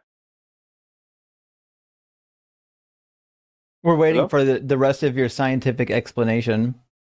Oh, yeah, it's not you don't need science to know something so normal, man. Your behavior is out of control. It's, for example, Matt telling Thomas that he's going to put his cock down his throat. What kind of behavior is that? I know atheists that are better than you guys. That's why you get along very well, because it sounds like you evil. came to cry. Did you come to cry, or did you come to have a conversation? No, I'm not crying. You are the one with the autistic son. So again, I don't know why that would make me cry. Yeah, yes, because he's suffering. Autism is karma, brother. Learn your way. That's a sign. You think you don't child's behave, suffering? It's only going to get worse. My child's one of the happiest children around. He almost never has a bad day. No. Are you out of your mind? I didn't say that he was unhappy. You see? Do you have children, Jose? Unhappy. You are unhappy. Hey, Jose, do you have children? I'm perfectly happy. Do you have children? Oh, no. If you are perfectly happy, why would you call I'm just waiting. Jeremiah I'm just waiting for dummy? you. Why? Because he was a dummy and he refused to listen, just like you. So we had to call him a dummy because you're acting the same way he's acting, which is you don't listen, you don't answer questions. So we'll try this again. Do you have children? Yes, I do. Sure. Are any of them autistic? What? Are any of them autistic? Of course not. Sure. Yeah, that's striking to me, since you're a dumb, insensitive motherfucker who says nonsense things on the internet and came in with all kinds of arrogance. It came in with all kinds of arrogance when you won't condemn the theist who came in here and called Matt the F slur, right? So the people starting the problem, right? you won't condemn because they believe in whatever bullshit God you believe, maybe, right? But you will condemn us when we respond to it, which is why I'm going to call you whatever I want to, because you're an arrogant idiot. That's the actual situation right now. And good, we got a name change, hypocritical sociopath. That is the case. So now, if you just came to cry, I'll drop you. If you came to actually defend your God, I'm more than happy to engage with that. But we're not going to do any more of this back and forth about who's arrogant or who gets to call who names. Tell us about your God or you're out of here. Okay, what's the question? What God do you worship? Oh, there's only one God, brother. Your ignorance is great. There's only one God, one creation, one planet with life. Okay, so Shiva. No. Don't assume you know me. Please, you don't know me. Well, then maybe you should tell me. I asked you. Okay, what do you want to know? Ask the question. What's the name and I'll of your give you the God? answer. And if you want, I'll save your son. You won't be saving my son. What's the name of your God? Well, of course. With the way you're What going, religion do you he's not gonna what be religion safe. do you belong in? Do you think that God has anything to do with books like Christianity or Islam? Do you really I'm waiting believe that? for just a simple answer. Do you believe in a God that either has a book, a religion, or a name? No. There's only one Okay, God. so you believe in one a design. generic God. So go ahead and give us your best argument for why you believe in this God, and then we'll tell you why you're ridiculous. Okay. Well, not believe. Thank you for the names. You know, you're just showing that you are out of control, but it's okay. I will No, tell you. we're showing God is that about the love. people who come in here Let saying me shit answer. like you say Okay, let me are answer. going to get the same treatment back. You don't get to cry when you get dealt back to you what you started the phone call with. So you're not going to get any treated with kid gloves in here. Your face. You And didn't it's only tell me the going to get truth. worse for you, brother. It's Okay. certainly not Tell going to me get the worse next for me. question. I'm sorry, but Tell me the if by next getting question. worse for me, if by getting worse for us, you mean that you're going to keep whining and bitching and not actually get to the point, no, it's not going to get worse for us because we're going to drop you. So instead of doing that, please tell us, describe for us the God that you claim is real. Does he have a name? Is he part of a known religion? Or doesn't matter to me what you believe it is. We just want to know because we can't have a conversation about it until you fucking tell us. Visionary 750. Do you want to know more about that? About God? Then find out. And We want you to give us an argument for the God you believe in being real. No, just remember, Matt, you have to treat people better, man. Come on. No, I don't. You're better no, than I that, don't. man. No, I don't. Justin, Actually, I don't have remember to. you have a son. He Here, just came I'm gonna to mute came you. to preach. I'm He's gonna not going to mute say you, anything. And I'm going to completely school you, just like thank you for giving me. Thank you so much. I hope no God blesses you, and I hope you live a long, incredibly miserable life. But thank you for the opportunity for me to school you, because the reality is, while you want to pretend that I'm a bad guy that treats people inappropriately, the reality is I treat people really well. And when they violate the social contract of their calling in to use our time, our money, our audience to spread the word for their beliefs, that there's an expectation on the part of the caller, including you, that they're going to answer questions, that they're going to provide explanations, and that we're going to have a back and forth. And if the callers instead want to pretend like we're arrogant and they're not, or whine about how I keep trying to answer, but you won't let me when that's not true, or pretend as you are that we just mistreat people right from the beginning rather than treating people as they demonstrate they deserve, because I've had serious conversations. I've traveled the world having these conversations, including with absolute lunatics like Jordan Peterson, with dishonest people, apologists of all sorts of stripes. And in most of those, nothing heated ever happens. Because in those scenarios where there's an actual debate structure, you get time to talk and you're taking notes and there's potential rebuttals, but also there's not a single debate opponent that I've ever sat down with, except for one, who I would even suspect would say something as arrogant as, oh, I know why your kid's on the spectrum. It's because you're arrogant. I mean, that's got to be one of the most arrogant things I ever heard, which is pretty ironic that you have information and that you're gonna school us. You're a cartoon, Jose. We've given you multiple opportunities. I walked away. Wasn't going to be in on this at all. We gave you multiple opportunities. Justin's asked you, what God do you worship? Or do you think that, God is this or God? No, he didn't. We don't need questions back. If you say you have evidence for God, and we say, what's the evidence? There is no reality in which a reasonable person would say, well, let me ask you this first. You present the evidence. You're presenting your case to the jury. You don't get to question the jury. Oh, well, I want to tell you this. I didn't tell you that. And you just have all these questions. Right now, everybody in chat is saying you're basically a ban evader. And Justin seems convinced, and might be right, that you have no interest in actually presenting a case for God.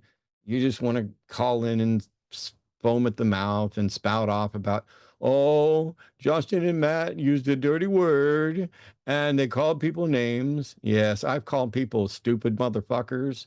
I think you're missing the point that actually the caller called me a name and then tried to defend it. I'm morally superior to his Jesus. Now I want to find out, and to him, now I want to find out, am I morally superior to whatever God you're talking about? Whether it's real or not, I'd like to know if it's real. But I'm already convinced that I must, in fact, be morally superior if you are in any way emulating your God by the things that you've said here today. So I'm going to take you off mute. Don't actually finish your point. Okay. But don't take him off mute. Okay. Well, my producer, who I'm sleeping with, has given me an instruction. And since I love her more than anybody else on the planet, we're not taking you off mute. I'm going to let you sit there and let Justin get the last word in if he wants to. And then Arden gets to cap it off. And then I'm going to hang up on your ass. Yeah. Jose, also known as Carlos to some, we gave you an opportunity to talk about your God, why we should follow your God, and you don't seem interested in doing that. I have no idea why. I'm assuming it's because you didn't actually intend on defending your God. You just wanted to harass the two hosts up here. So I'm more than willing to give you one last chance to give us an argument for why your God does exist. But I can't make that decision for Arden or for Matt. So you're going to have to do some pleading to not get cut off this line. Yeah, I'm not interested in him pleading. He's a delusional sociopath who says he's a prophet. He never answers questions coherently. He's threatened our host with violence before. He is a delusional, sociopathic sack of human refuse and should never call back again. That checks out. I want to say one last thing, Jose, since I know you're on the phone and I know you have to listen to me. I'm going to leave you there for a minute while I say this. Please go get help. We just raised $116,000 for Recovering from Religion. And alongside Recovering from Religion, which is a great organization where you can chat with people, all of you out there, if you're struggling with deconstruction, if you're struggling with problems, if you're not sure where you are, Recovering from Religion exists to help you with that. It's not there to make you an atheist. It's not there to make you agnostic or whatever. You might be close, but that's separate. But alongside Recovering from Religion is an organization that I think Jose could greatly benefit from, and that's the Secular Therapy Project. I'm not going to pretend to know what Jose's issues are, what his diagnosis is. But I will say that, I've done this for decades now. And from time to time, we get someone on who, even in my armchair, unqualified position, I recognize we are mismatched. We are unequally yoked in a particular conversation because someone seems to be off their meds or having some sort of mental health crisis or some strong delusion. And Jose, it seems like you probably qualify for that. And you came in so hot and so heavy. And we already know, I mean, I've got your phone number, and we know you're a ban evader. I think Arden's probably going to ban this number too, I would think, because we've just realized very clearly that it is probably vastly unethical for us to give you any more airtime, because it's likely to reinforce whatever's going wrong with you. So reach out to the Secular Therapy Project, seculartherapy.org. Get yourself some help. Maybe go check yourself into a facility, because you're rapidly getting to the point where I don't think it's safe for people to be around you. And I genuinely, no bullshit, not being a snarky prick, genuinely hope you go get some help. And if you don't, then I'll be a snarky prick if you ever call me again. All right. Yeah, hit ban on the way out. Doop. Okay, Yes, good. I have hit ban. Thanks, honey. Well, that was some exciting stuff from a real defense of their God. Maybe we could bring in Nate next from West Virginia. Wanted to talk a little bit about simulation and also the nature of creation. And while this might not lead to an actual theistic God, maybe it does. Pace. Right? Nate, welcome in. You're on the Hang Up with Matt and Justin. Can you tell us a little bit more about what you believe before we do some back and forth? Yeah, what's up, guys? Yeah, I think that like a simulation theory does go hand in hand with Christianity or any given religion that would say you have a soul that would exist in another kind of dimension. We've been placed into this flesh vessel to gain this experience. So I apologize. Oh, I heard myself back. I still hear You guys hear myself me? back.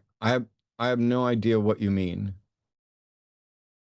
Yeah, I mean, I heard you guys saying that simulation theory didn't sound promising, and I'm just saying I think it is, a given. If we're talking about Christianity or any religion that, saying we have a soul that's apart from this reality. So here's the thing. Maybe I can ask the right question to clarify this up. Do you believe in Christianity or any other religion? Yeah, Christianity. Yeah. Okay. Do you think simulation theory is actually true? I mean, I don't know what the ins and outs of a specific scientific version of simulation theory would entail, Do but you yeah, think- if Okay. Christianity is true, then this is some kind of simulation that was created, by God. Nate. Yes, sir. I want to hear what Justin has to say, because I was a Christian. I walked down the aisle at the age of 5. I was a fundamentalist, Southern Baptist, evangelical, was studying to be a minister. From a scientific standpoint, I think simulation theory, it's not a theory, but I think the simulation hypothesis is currently understood to be impossible because of the expansion of the amount of data and where you would keep it. But setting that aside, when I was a Christian, there is absolutely nothing about Christianity as I understood it or what the Bible says that is remotely consistent with simulation theory. And so since you seem to have this view, I want to get Justin's view as to, is there room within Christianity, as Justin understands it, for simulation theory? And it's so cool that I've learned something. And if we're both in agreement that I don't see that there can be, I'd love for you to explain how there can be. But Just to be sure, Nate, whatever your response is going to be, I'm going to give you a rebuttal, and it's basically going to destroy the theory. But go for it. Oh, I thought you were going to go first. Okay. Oh, I mean, I can if it'd be helpful. Sure. Yeah. Go ahead. Okay. So in the Bible, the position of God is up in the clouds, just in the sky at the top of the firmament, which is why he comes down to check out the mountain, and he comes down and walks with Adam in the forest, right? So, or not in the forest, in the garden, although it would have been a forest back then. That's verbiage. Nevertheless, God interacts with mankind. He says he literally sits at the top of the firmament and looks down and sees all of mankind. The home of God is actually here with us, but it's just up in the sky there, right? So the God Where that the Bible does it say teaches, that specifically, that that's where heaven is, or he resides in the sky? Where does it say that specifically? Psalm 150 verse 1. Psalms. Okay, so that's a song, right? And Well, there's a whole bunch. Written by who? David or Solomon? David, right? There's a whole bunch of Bible verses. I'm Isaiah confused about 63:15. I'm confused about something, Nate. Why would it matter whether it was a song or who wrote it if it's in the Bible? Well, it was written to people across a span of time, many of which would not have any language or understanding of, a descriptor for, even the universe or outer space, or let alone another dimension, right? So to them, Here's my thing, somewhere Nate. up in the sky. Nate, I think you've missed the point. Justin said that the Bible describes God residing in a particular place. And then you asked, where in the Bible does it say that? And Justin told you.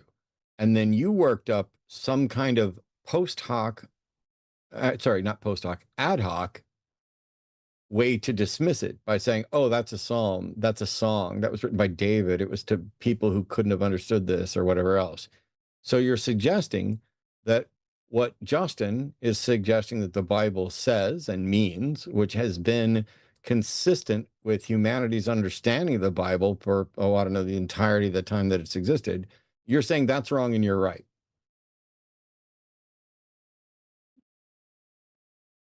I'm saying, from the way I believe it and personally understand it, I don't think God is confined to a space in the sky. Okay. Well, why should we accept what you say instead of what the Bible says if the Bible's the inspired word of God and you're definitely not? I'm not claiming to be. Well, you're putting yourself above it. Professing yourself to be wise, you've been shown to be a fool. You are saying that we should not understand. I don't think that Psalms is. No, I'm sorry. I'm still talking here. I know it's really, reality. It's like an entire day of people who don't understand how to have a conversation or how to be honest about this. It's really annoying. You like to hear yourself talk, so I'm sorry. No. I like to hear truth, and I don't like to hear bullshit. And if you're going to come in and do bullshit, you're the ambassador then I'd rather listen to me correct and school you on your bullshit than allow you to keep saying it. You're making dishonest arguments, and buddy. Don't get worked up. I know this is your show, and you like to slam your trident. It's my show. This is my show. Everyone be quiet. Don't get what? Don't get what? Don't get what? You said, don't get something, buddy. I want to know what you said. My show. Listen to me talk. Okay. So the reality is you are a heretic who is putting your own view of the Bible above both what the Bible actually says and the bulk of scholarship. And now you're whining like a little bitch because I'm calling you out for it. No. Okay. Yeah, you are. I said I don't think Psalms is a describing metaphysical realities. I don't think that's the intention of it. Would you like to hear the others? Go ahead, Justin. Because the rest of the Bible, of the Bible agrees. Justin, I'm going to mute the caller so that he can't be an obnoxious, annoying prick to you while you're schooling him the way he was to me when I was schooling him. That's right. Genesis 27:28. May God give you the dew of heaven and the fatness of the earth. There's no dew in extraterrestrial heaven out there in outer space or anything. The dew of heaven comes from the sky. It's moisture from the atmosphere. Job 22:14. This is referring to Yahweh. Thick clouds enwrap him so that he does not see, and he walks on the dome of heaven. That's the firmament, the dome of heaven, which is why Psalm 150 says that his habitation is in the firmament and he looks down. And then we got even more. Don't worry, there's a bunch. There is a bunch. We can even do 1 Kings 18. My point here is clouds are in the heavens. The heavens means sky in Hebrew, Hashemayim. In a little while, the heavens grew black. Wait, what grew black?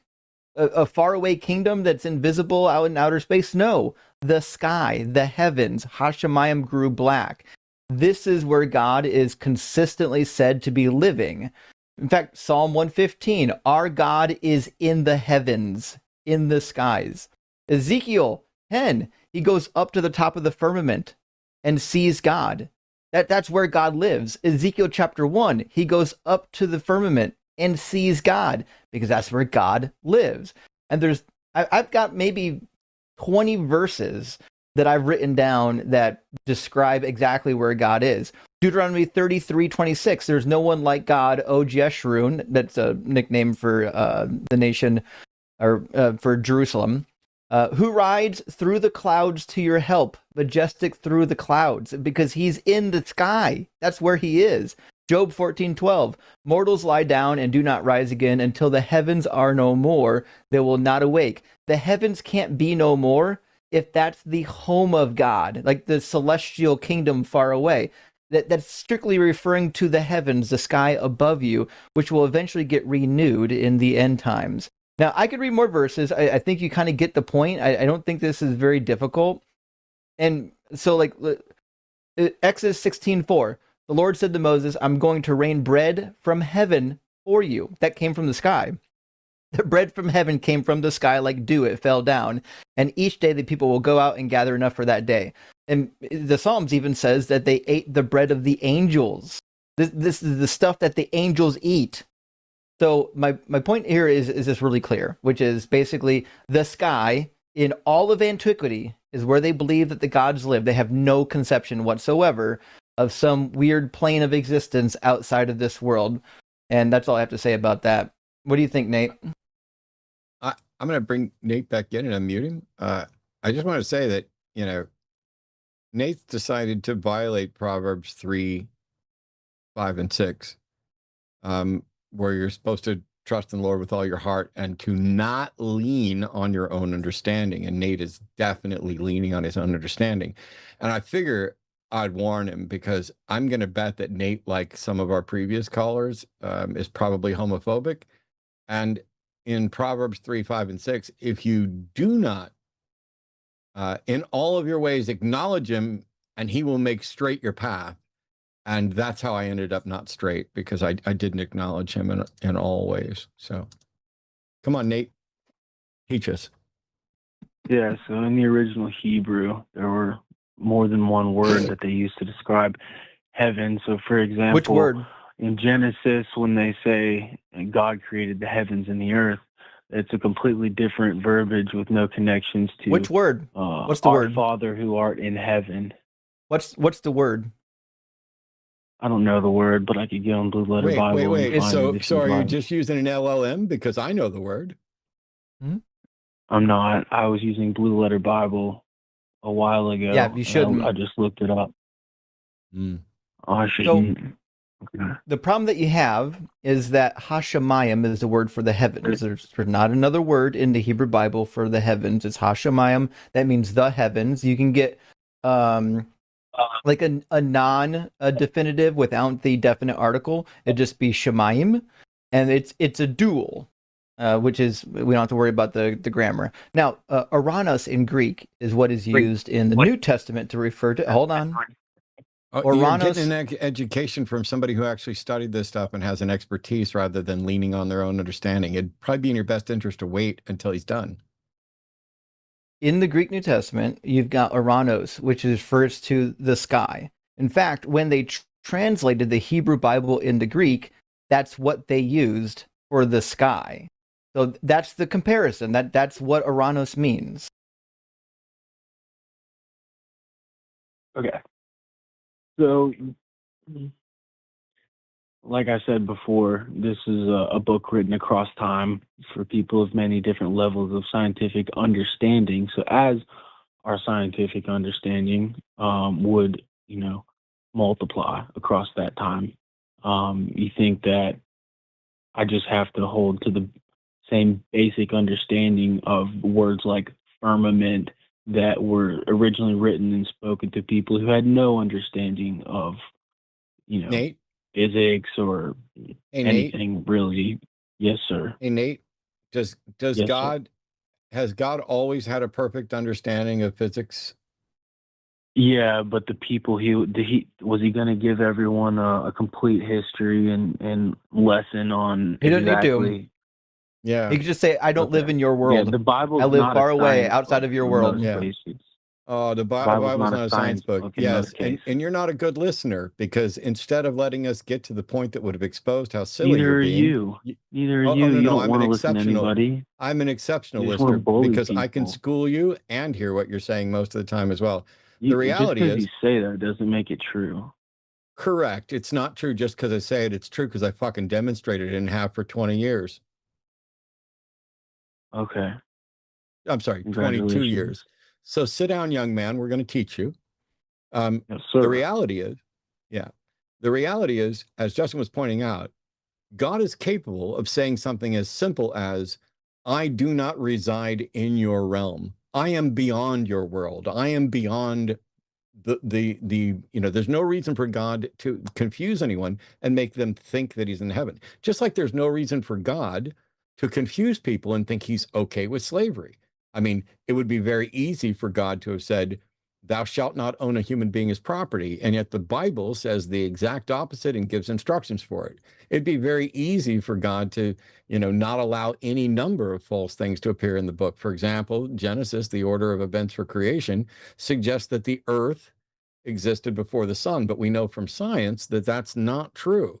And if God knows anything, God should know the does order. science tell you that? See, that's where simulation theory would jump in Nate. to say, Nate, in I'm essence, sorry, but God is I'm sorry, but the coding, grown-ups God are is talking now. If creating, you have something you'd like to and ask, that's not just an I need to absolute raise my distraction, hand. it can either wait till I'm done, or you can address what I'm saying like somebody You would go in a on and respectful. on. I mean, does No, anyone really want to listen to you I'm go going on to and go on? on and on. And when you interrupt me, you'd better be addressing what I'm actually saying. So, Nate, which came first, the Earth or the sun?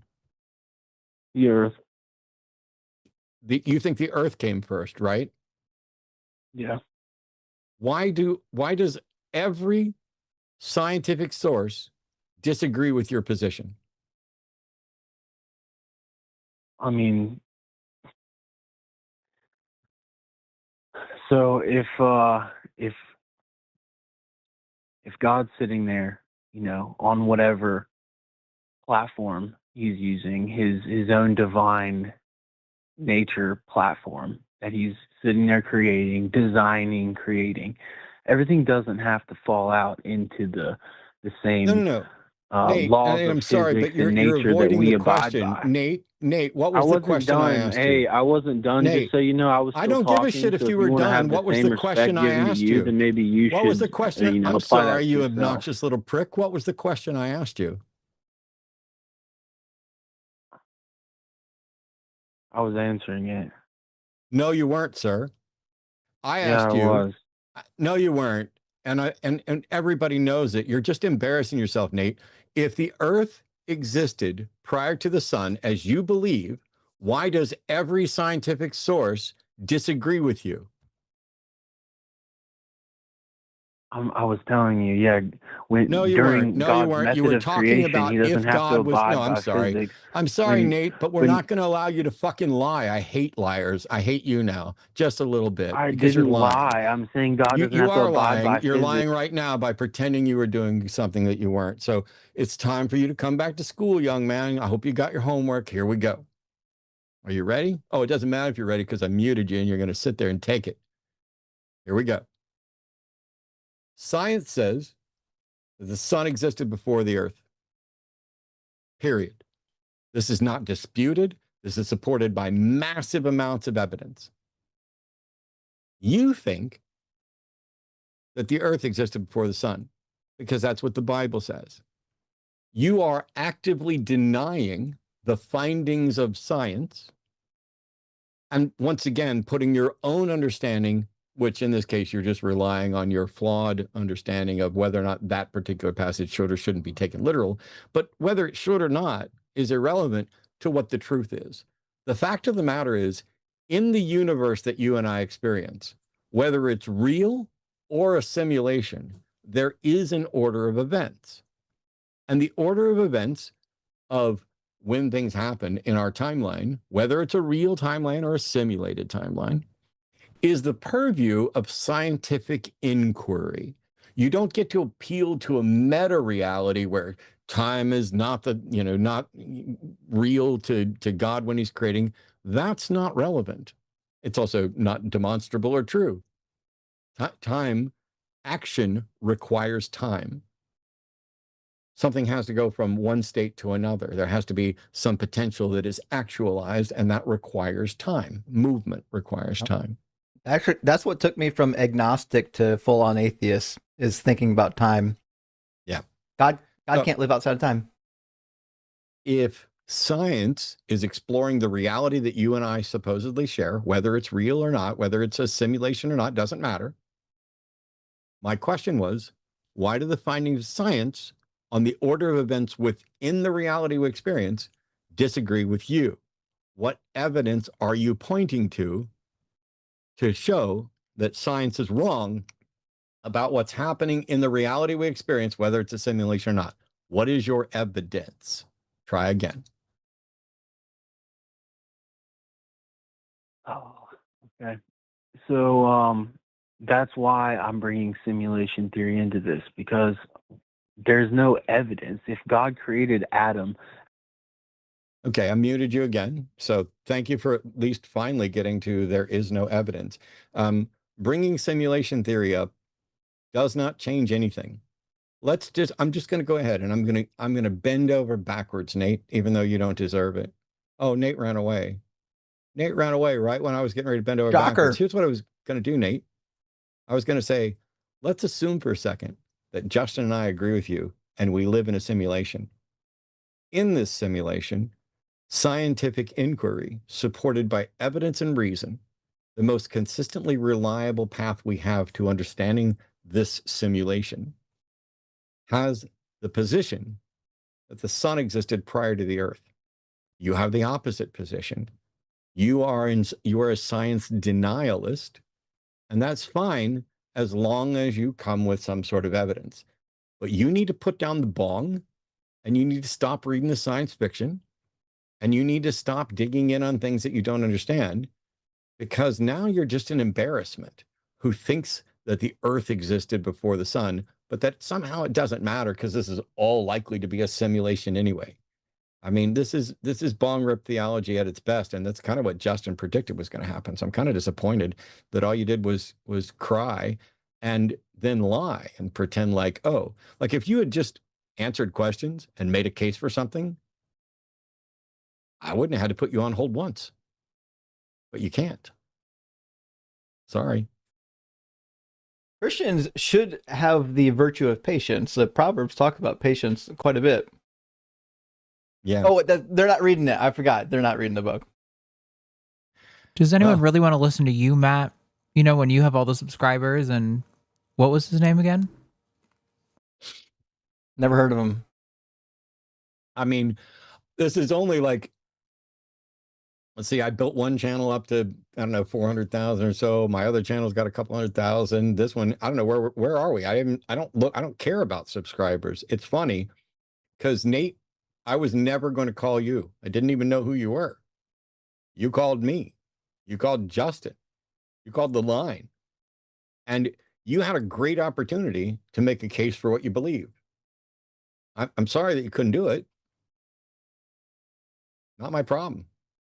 It's actually a great segue before we get to these last calls. When you're saying how close are we? We're at 198,000 subscribers, you guys. We're really close to 200K. Holy crap. Let's do it. And you don't know how much that helps the algorithm to get those subs and likes then. So please go ahead, give this video a like and subscribe if you haven't already. I tell you this, I'm going to make a plea and I'm going to say something. Right now, there are over 2,000 people, almost 2,500 people watching us live right now. And I know that varies. And over the next week or so, clips from this, or over the next month or two, clips from this and the entire episode will get even more views than that. My personal channel, I don't even know how many that has, but I think it's like 220-ish, maybe 225, 225,000, something like that. Arden will tell me before this is over, I'm sure.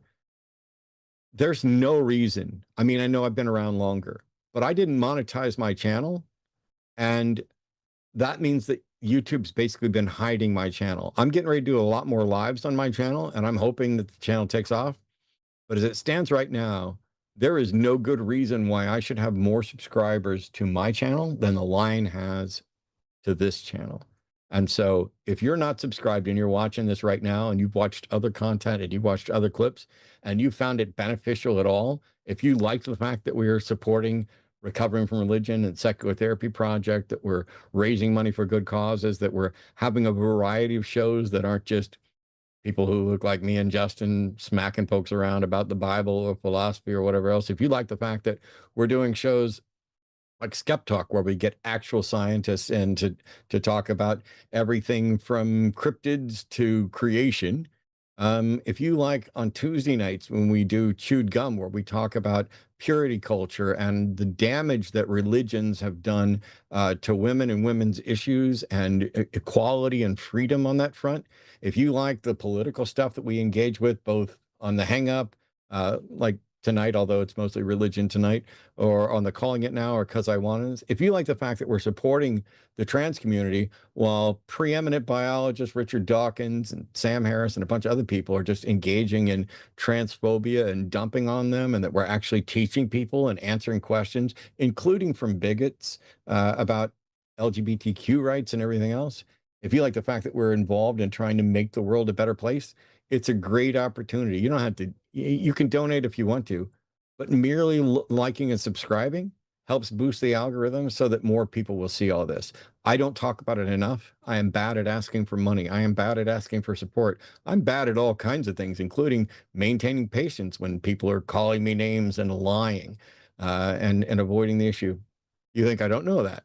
It's like when somebody called in years ago and it was like, "You're fat and bald." I'm like, fucking tell me something I don't know. I'm fat and bald. Now I'm less fat, still bald by choice, dead sexy at it. What else you got?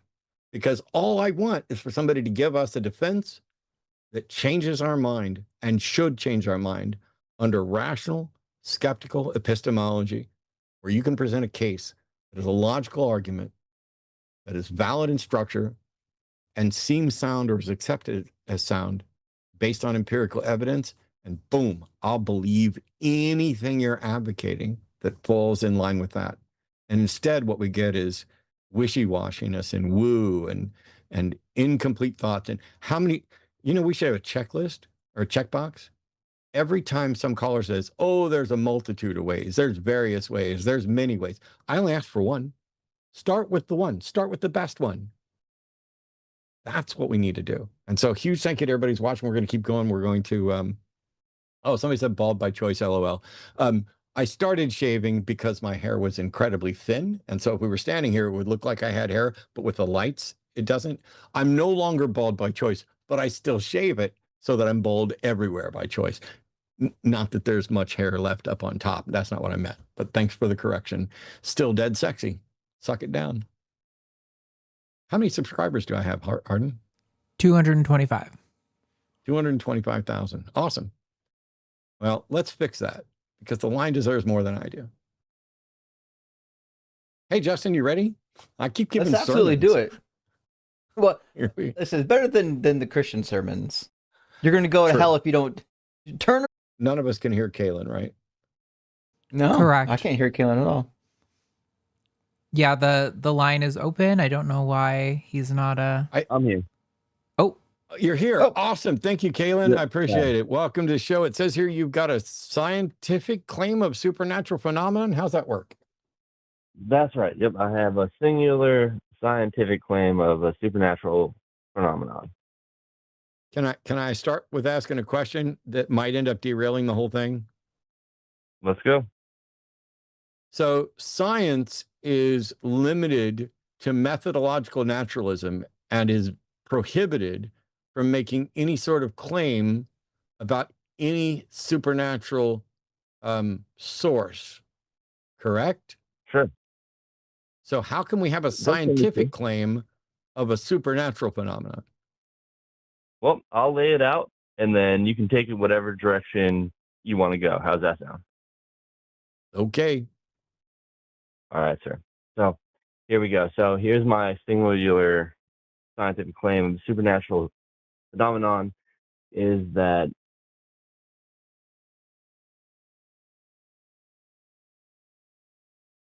But the gravitational force of the moon is in effect of our tides, and therefore the same force that affects the tides also affects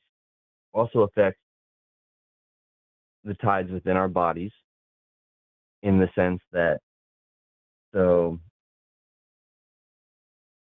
if an astrological body like the moon can affect something like the tides, and the force within the tides is the primary force within the body, being water, then there is proof that the celestial bodies of the sky can have a physical response to something in the ether, like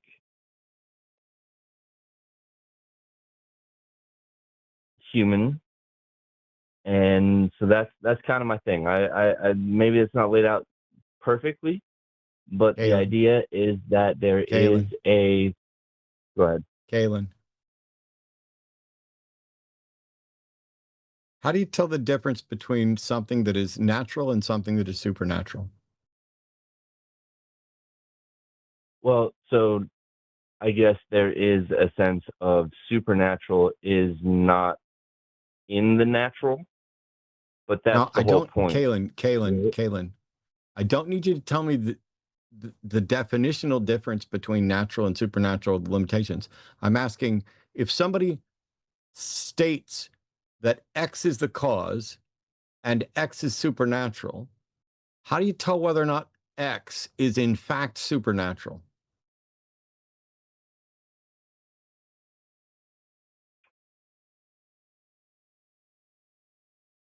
Say that again.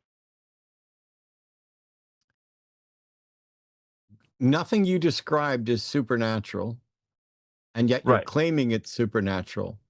And so how can you justify saying that it's supernatural when nothing you described was supernatural? Well, so the claim of astrology affecting the human body is supernatural. The fact that there is Kalen. of a celestial body affecting. Kalen, no, you're wrong. So, first of all, astrology is bullshit and can be debunked by one word, and that word is twins. Twins don't have the same life despite having the same star charts and things like that. Second of all, the notion that gravity from other bodies further away, you went to the moon, and the moon definitely affects our tides, but there aren't really tides in our body. Here, I wrote down what you said pretty much word for word, and it is a really tasty soup, but it is not supernatural. You said gravitational force of the moon is ineffective our tides, and therefore the same force that affects the tides also affects the tides within our bodies, in the sense that if an astrological body like the moon and the forces in the tides is the primary forces in the body being water, then there is proof that the celestial bodies of the sky can have a physical response to something in the ether like human.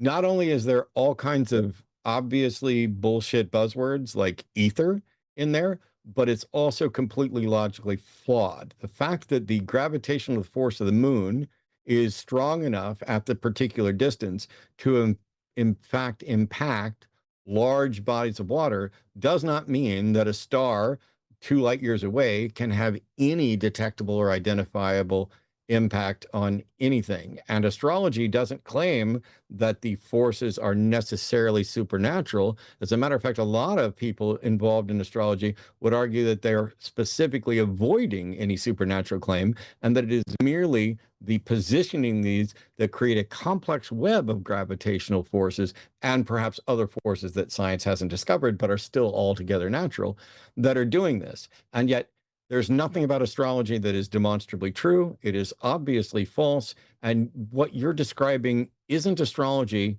isn't supernatural. And yet you want to claim that it's a scientific claim of supernatural phenomenon. I'm sorry, but there's a phrase called fractal wrongness. And that is when you are wrong at every conceivable resolution. And Kaylin, that's where we are on this one. That may be a choice, in that all I'm saying is that gravity is the outstanding force that affects all of the planet. And so no. Kaylin, it holds everything. What did you, fair. Kaylin? Hey, what, I'm not, Kaylin? I don't want to argue. Okay, then you called the wrong fucking show, which means you're really dumb. You said that may be a choice. I don't know what the choice is here. But when you're like, oh, gravitation is the force that affects all the planet, gravitation is a description of how all bodies interact. The gravitational force is proportional to the mass and the square of the distance between them. It's not just planets. Gravitational force exists between everything. We have a show called Skeptalk that's on tomorrow night where there's, I don't know exactly who's on it tomorrow, but usually there's a scientist, if not an actual physicist. We've got a couple, that are around that can address this. But I was going to ask you what you meant by there may be a choice, and that's when you decided to say you're not here to argue. So I'm bringing you back. I'll let you tell me what you meant by there may be a choice. But if you're not here to argue, if you're not here to present an argument with evidence for your view, we're going to move on to somebody else, because that's why we're here. So what did you mean by there's a choice? Sure. Yeah. So, I mean, there's a choice in the idea that gravity doesn't affect things smaller than a celestial body, or that the effect of gravitational pulls of a celestial body I'm sorry, Kaylin, impact something. Kaylin, did you, oh yeah, it's Wednesday, so it's not tomorrow night that's the Skeptalk. Did you literally not hear me say that gravity's everything? It's right, whether or not there's a detectable impact between specific things. You act like I'm saying some things aren't impacted by gravity. That's not what I said. Although I think Dr. Aaron Adair would say there are some things that aren't impacted by gravity. My claim is that the gravitational pull affects bodies, and therefore there can be credence to something like astrology as a result of it being based on the star positioning. Kaylin, are you suggesting supernatural? That was my question. Are you suggesting gravity is supernatural?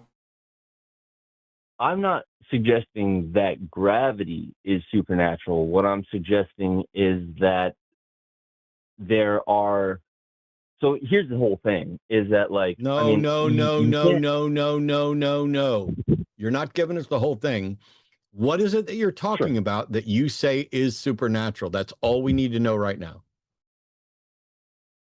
I'm saying that the idea of astrology. Okay, so astrology is supernatural. You would. No, it's not. I've already addressed that. No, it's not. Okay. I've already addressed that. What is it that you are pointing to that you are saying is in fact supernatural? Well, so what I'm pointing to is astrology, and that the fact that then you you're think that astrology is then not you're wrong. Supernatural. How do you demonstrate? Okay, so Kaylin, listen real carefully. Two people, you and Jim Bob down the street, are both saying astrology works. And Jim Bob down the street is saying there's nothing supernatural about it. It's just natural. And you are saying Jim Bob's fucking wrong. There is something supernatural about it. How can you prove that Jim Bob is wrong and you're right, that there is something supernatural? Well, I mean, astrology is in the realm of the supernatural based on the idea of like... No, sir. If you say this fire was started intentionally by somebody, and somebody else says this fire was started by natural circumstances, no intent, and I say, how can you prove that you're right and they're wrong? You definitely should not say, well, fire is in the realm of this. That's the very thing we're trying to demonstrate. You don't just get to assert that astrology is supernatural. You're saying it is. Jim Bob down the street is saying it isn't. I need to figure out which one of you has a clue. How do you demonstrate to everyone else that Jim Bob is full of shit and that you are correct when you say astrology is supernatural? How do you demonstrate that? That's the question. And it's the last time I'm asking it. Sure. The answer in that respect would be in regard to how the astrology has been treated previously. So if you're saying that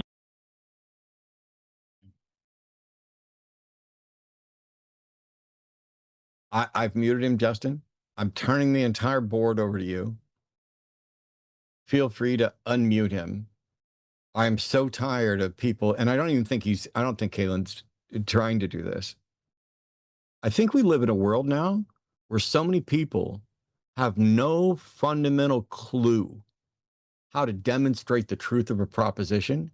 They've all been running off their gut and their instinct or what they've heard or what they think something is without any need to demonstrate the truth of anything for so long that we have become monumentally, incredibly fucking stupid as a culture, so that we are incapable, a good chunk of us, of engaging in the subject of, hey, how do I tell the difference between what's real and what I suspect is real? How do I show that what I suspect is real is actually real?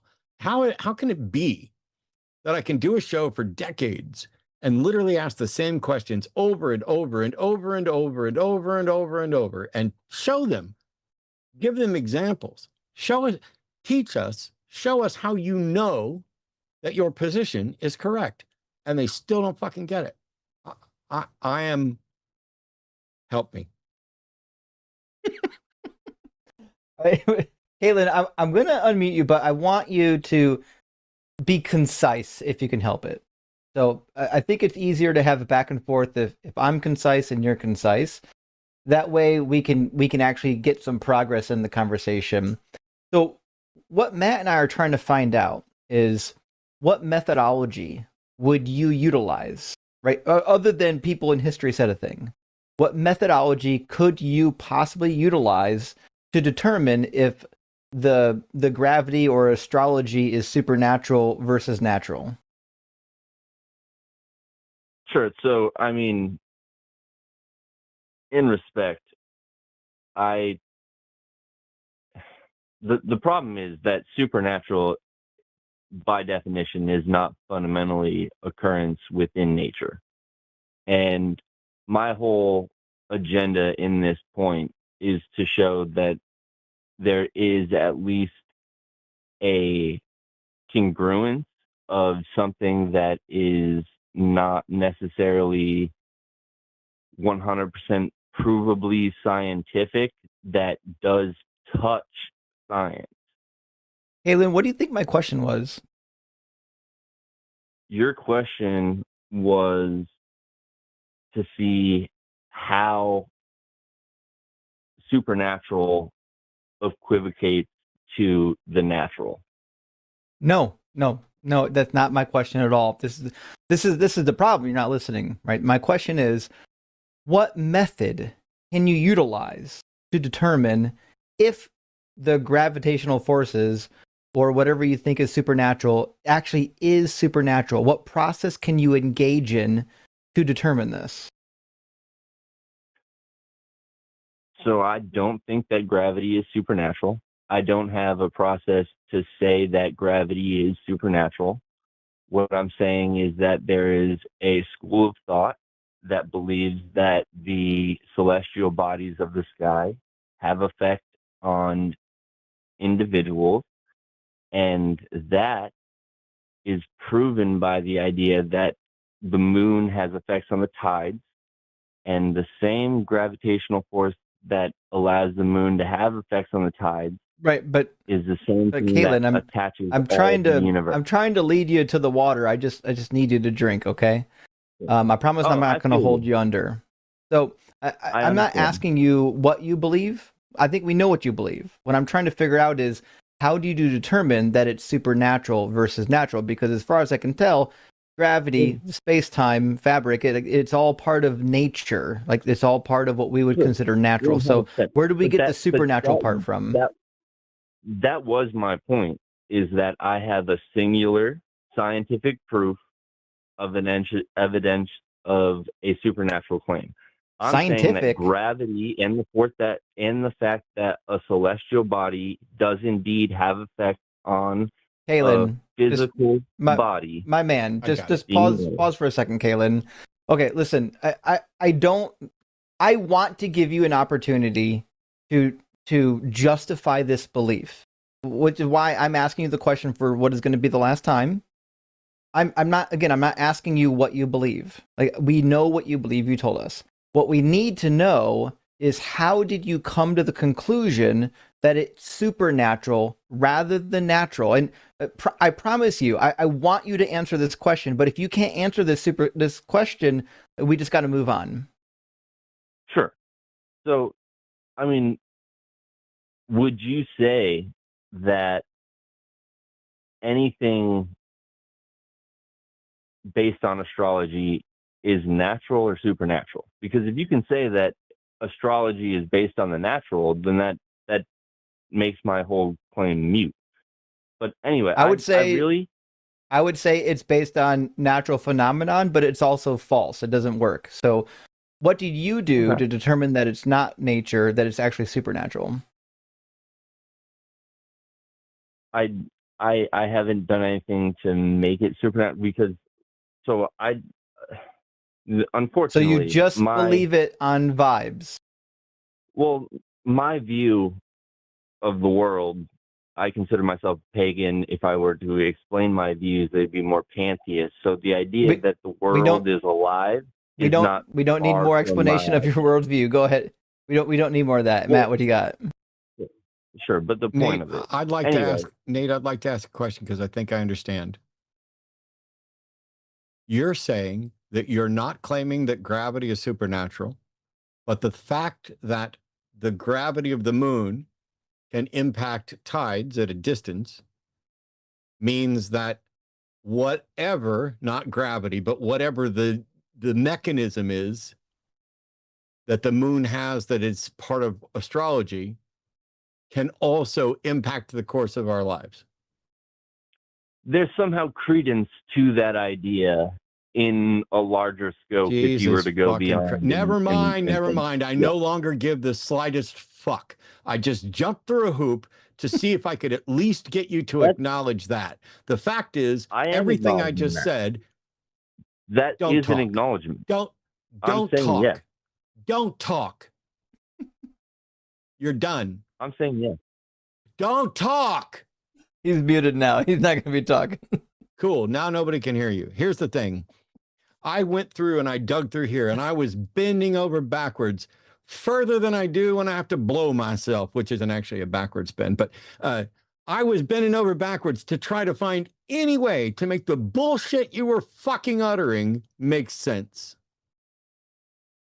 And what I came up with was the only way that made sense, which is you think that the fact that the gravity of the moon, not the moon, the gravity of the moon, this property of the moon, can impact our tides, gives credence to the idea that some other property of the moon can impact our lives. And that property of the moon is a supernatural thing that astrology is tapped into. You've ignored the fact that astrology is bullshit. It's been tested. It does not work. It doesn't do anything. But also you've engaged in an equivocation fallacy, because the fact that the gravity of the moon can impact the tides, which is entirely physical and natural across the board, doesn't tell you anything at all about whether or not it's remotely fucking plausible or possible for some mysterious supernatural facet of the moon to control whether or not I'm going to fall in love. It is beyond stupid. It is an equivocation fallacy. It has nothing to do with simulation theory. It is not in any way a demonstration of the supernatural. It is not a scientific argument. It is a fallacious argument. It is an equivocation fallacy where you're saying, hey, the moon can kind of do this. There's no reason not to think it can't do this other thing.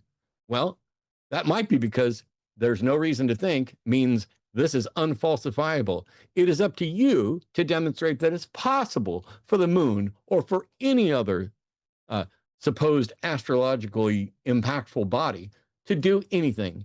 You didn't, you can't, nobody else has. You are just engaging in bong rip theology nonsense. You don't know how to demonstrate that something is true. You don't know where the burden of proof is. You assume that anything is possible. You're comparing this situation to this other one is analogous to it, therefore that means it's possible. You have a fundamentally flawed capacity to investigate and understand the difference between fact and fiction. And I highly recommend you go study logic, learn fallacies, learn what a syllogism is, investigate skepticism, learn good standards of epistemology, because if you keep going on the path that you're going, you are going to continue to believe so much bullshit that you will destroy your life and the lives of everybody around you because you care less whether it's true than whether it's cool sounding and it might possibly be true.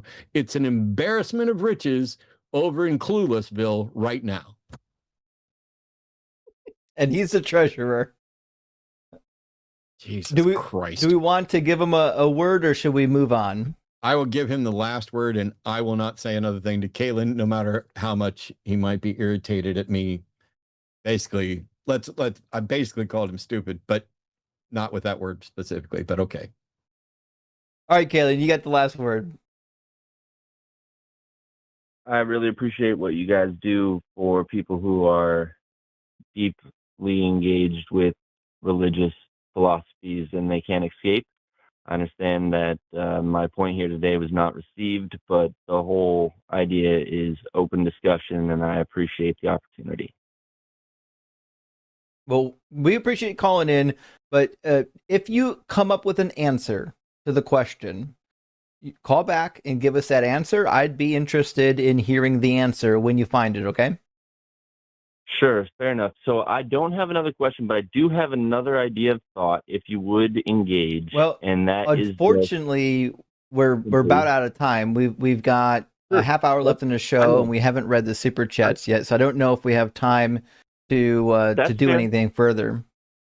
20 seconds. All I will need to know is, how do you compare consciousness, like your own consciousness versus my consciousness, as something other than divine?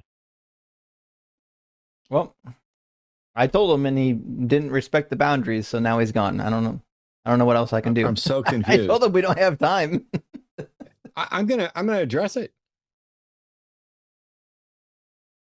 How do I address my consciousness versus his consciousness as anything other than divine?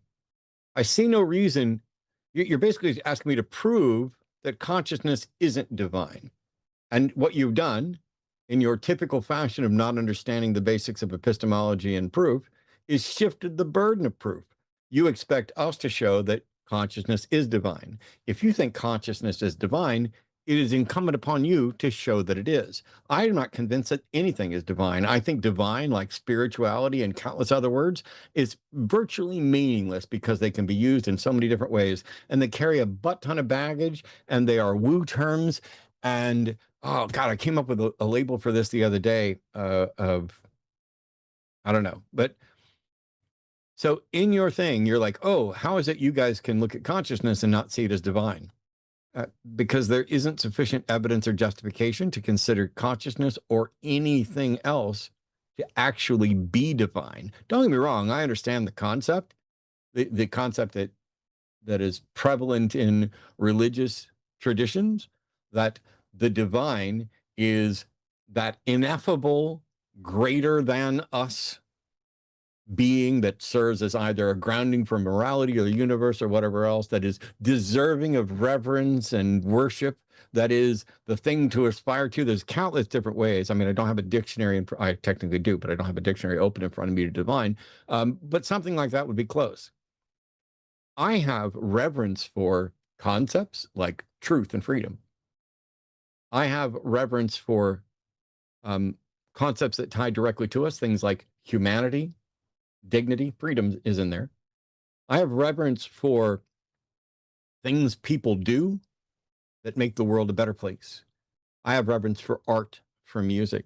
None of those things are divine. The term divine, I don't need it for anything, just like I don't need the term spirituality for anything. I know that people use it. I think it's a mistake. You'll be hearing a lot more about that. I'm actually going to talk to my friend James about it. I may have a follow-up conversation with Britt about it.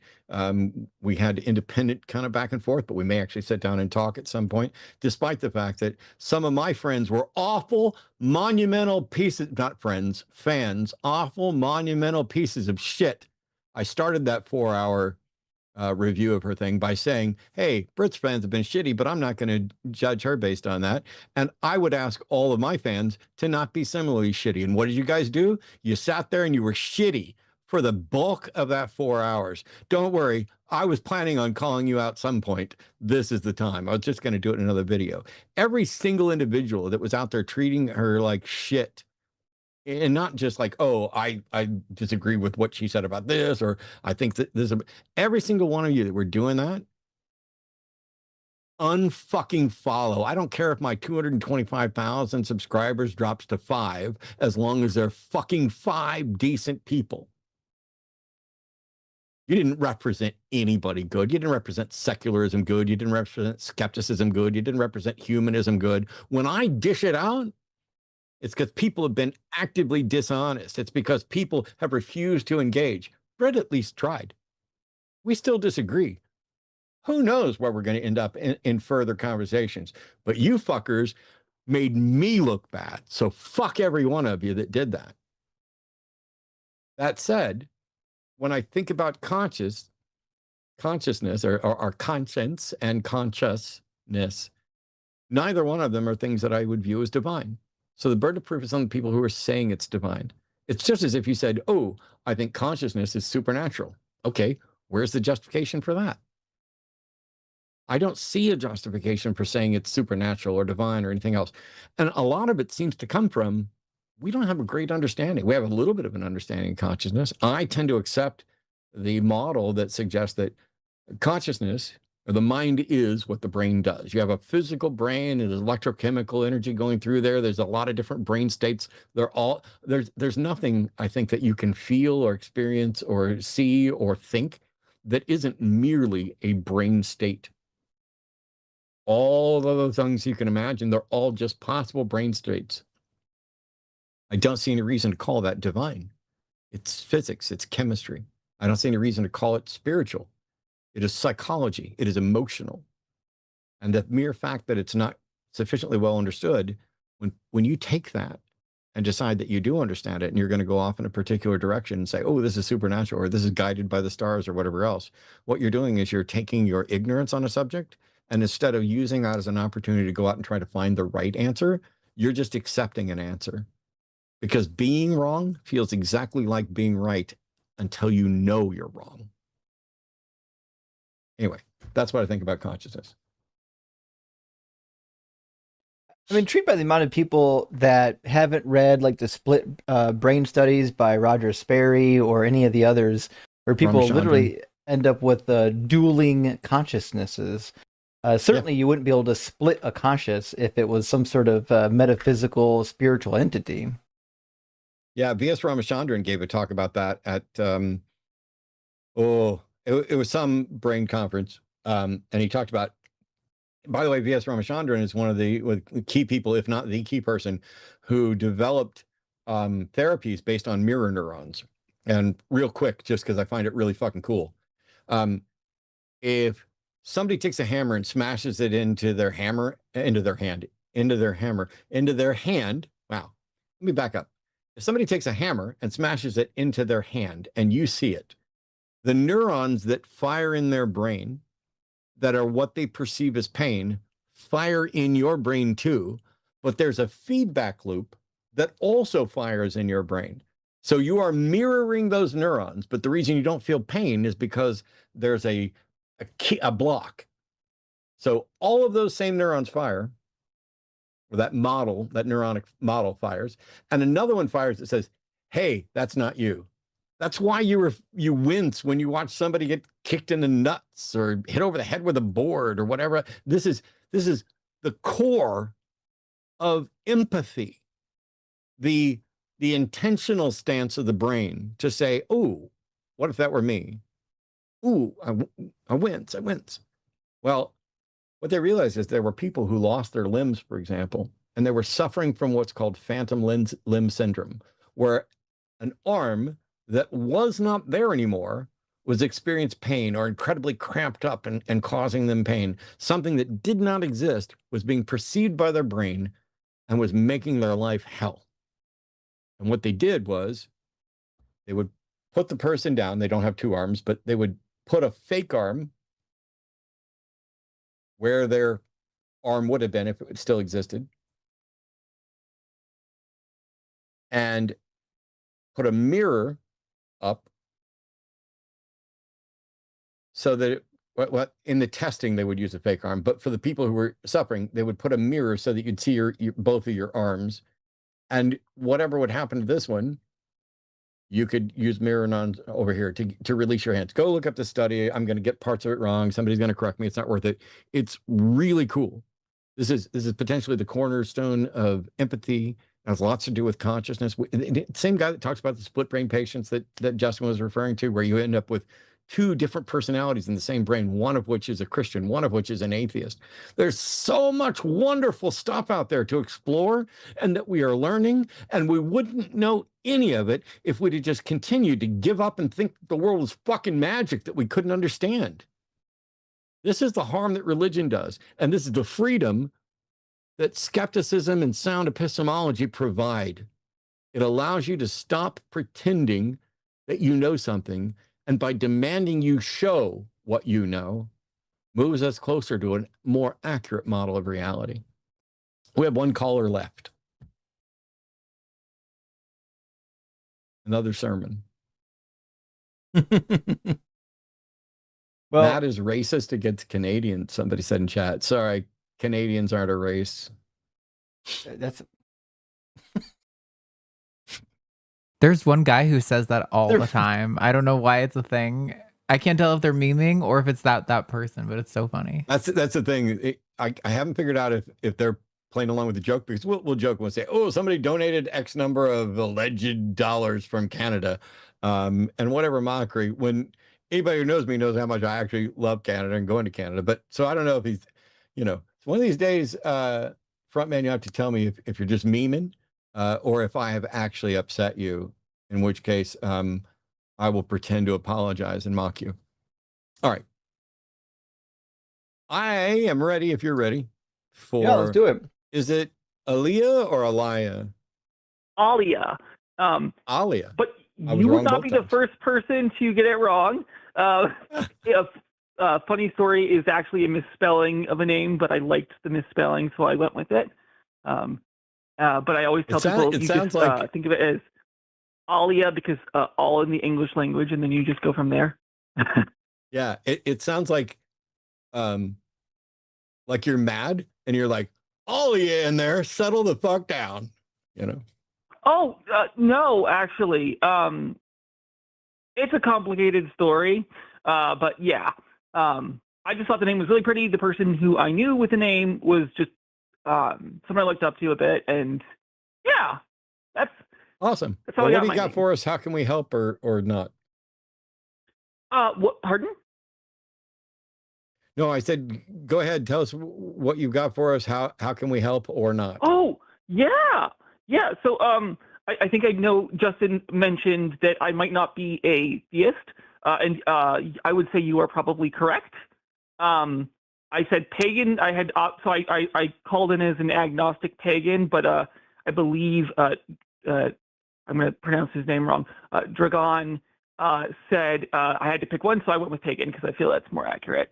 But anyway, so I called in with the hope to ask y'all, and I was really hoping to, I'm glad I had the energy to do this tonight, and also that I went last so that the ableist asshole who was calling earlier, I could get over being triggered from him because I'm also very autistic, and what he said was super triggering. Anyway,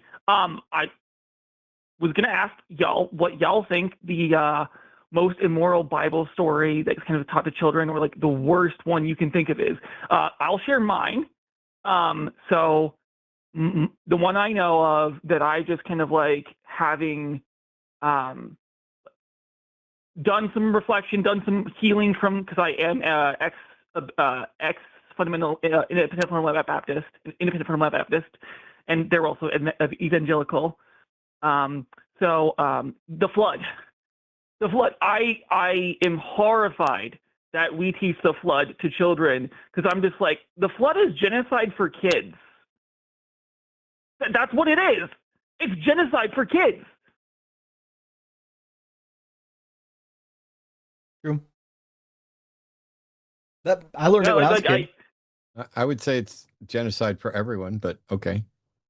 Oh, I mean, yes, but I guess specifically because from my upbringing and from my understanding, like, it is one of those stories that's like, if I asked a kid somewhere in America, you know, hey, what's the biblical story you know the most? I'm guessing that the flood would probably be, Noah's Ark would be probably one of the ones that's the most brought up. I definitely there are other ones, but yeah. And I was just curious to hear from y'all what y'all would say it is. I was hoping, and if that is not a great question, I have a couple of others. No, yeah. we're going to do one, and then we're going to move on to Super Chat, so we'll just get this one knocked out. Oh, good. So I can give you mine. Justin, you got one?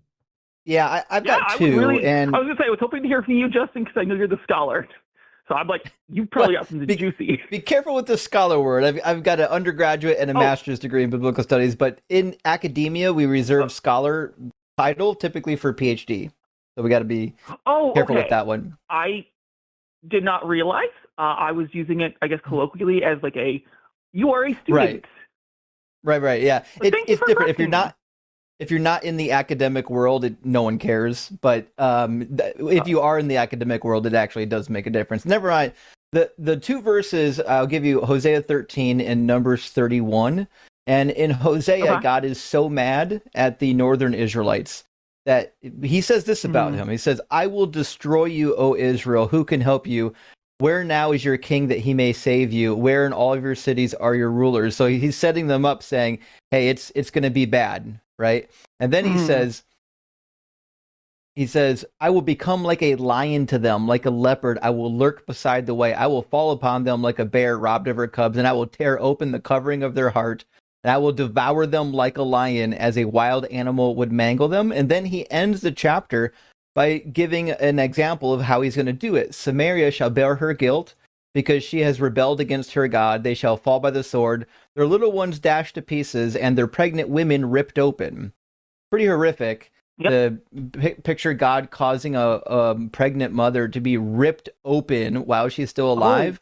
And then when the Bible says the infant, the baby's going to be dashed, what that actually means, there's an ancient method that they used. A lot of times they would throw the babies into a burn pile, but another method that they would use is they would take them by the legs, and they used to do this with pigs when they killed pigs on the farm.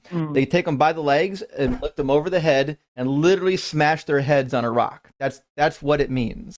And God says, "I'm going to do that shit." Yeah.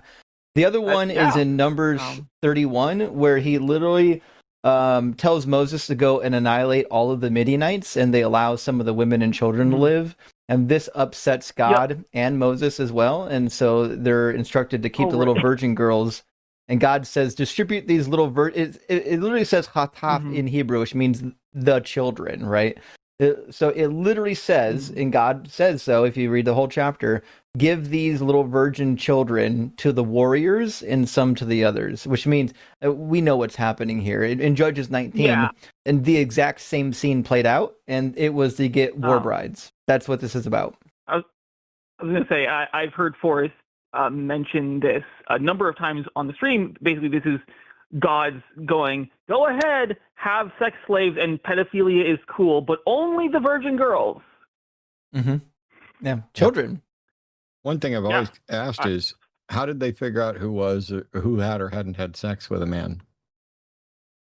Actually, that is Matt, a great question. if you look in the Talmud, you'll find a bunch of test methods, and they are crazy. My favorite is they would put you on an open wine barrel and smell your breath to see if the wine went up your, you know what, and came out your mouth. So, yeah, it was, can I it was clarify, unbelievable. though? I'm guessing I'm gonna most steal of that them- because Oh. I'm adding a magic trick to the show that I've been. Okay. It's an old one, but I've been revamping it. Arden will probably be able to figure out which one I'm going to talk, but I'm going to use a moment to see if I can smell the wine from the other side of them according to that verse. I need to jot that down so I don't forget it. Actually, can I make one change? There's one passage that I think is worse than anything in well, it's not worse. It's equally as Well, bad. don't steal mine. Well, I don't know if I am. Deuteronomy 22, God literally instructs them to kill women that don't bleed on the marital sheet. This is a pretty common practice. And God didn't know that only about 42 to 43% of women bleed their first time. And this was such a problem that later, when the oral law was dispensed, they had all kinds of workarounds to try to limit the number of women getting stoned. However, it was still written in the oral law that, listen, if it's true, if it's really true, and you've got adequate proof that there's no blood on that sheet, and there were adequate witnesses that saw it happen, yeah, you're going to get stoned to death. And so God doesn't understand biology, and he kills innocent women. And it's true that almost every woman that would have been brought up on charges would have been one of those women who just didn't bleed their first time. So almost everybody ever executed under this law would have been innocent. And can I just ask you a quick question, Justin? Sure. That makes sense. I was going to ask you, basically, do all the methods in the Talmud that you were talking about to, like, hey, is this person a virgin or not? I'm guessing they all have to do with, hey, is her hymen intact, sort of. So that was basically. Yes, but yeah, by the time that the Talmud was written, they were conscious enough to not uncover the nakedness of a woman. That was a law that you find in Leviticus 18 and 20. So they didn't want to violate those laws. But the reality is, in the book of Numbers, chapter 31, that those laws didn't exist at that time period. I know the Bible paints them as being given, but that's bullshit. They weren't given until much later. I mean, yeah, that makes sense. And I was just going to say it because from what I remember or from what I've learned, you can also just, you can have naturally, split your hymen without having sex at all. And it can happen, super young. There's anyway, a case in the Talmud where a young woman is questioned when she goes to court. They're said, "Where is your virginity?" And that's how they refer to the hymen, your virginity. And she said, "It rubbed off. The steps in my father's house were very tall, and it rubbed off," meaning I accidentally tore my hymen. And so they actually, there were some occasions where if you accidentally tore your hymen and you could prove it, then you might pay a fine for having been sold a virgin, but you might not get killed. I guess that's nice, question mark. Yeah. Matt, what were you going to say? Judges 11. Oh, great one. I'm pissed off constantly. I did a couple of videos. One of them addressed just women in the Bible. Women are almost never mentioned by name. They're somebody else's appendage, somebody else's wife, somebody else's, concubine or mistress or whatever else, or somebody's daughter. They don't get mentioned. They don't have equal rights. Their wishes and desires are not considered. They don't have the same access to property. Their testimony is not as good. But this one really pisses me off because, first of all, not a lot of people hear about it because, like, I know that even though I read the Bible, your eyes glaze over. I read it multiple times. I read it when I was a believer multiple times. Your eyes glaze over at certain things. Your eyes glaze over when you're reading the begats. Nobody gives a fuck. Your eyes glaze over when you hit something that should be morally problematic because you've already rationalized, oh, this is a lesson from God. And even if I don't understand it, even when it seems a problem, that's because I'm a fallen creature and God has given me over to a reprobate mind. Judges 11, just starting at verse 30, Jephthah was a warlord. who was not doing particularly well. And so he makes a deal with God, and he says, if you will give the Ammonites into my hand, then whatever comes out from the doors of my house to meet me when I return in peace from the Ammonites shall be the Lord's, and I will offer it up for a burnt offering. Now, the story is played as like a warning. Be careful what you promise to God, because God's going to hold you to whatever you promise. And that Jephthah said this, not even thinking that what might come out of his house first to greet him might be his daughter. It skips over the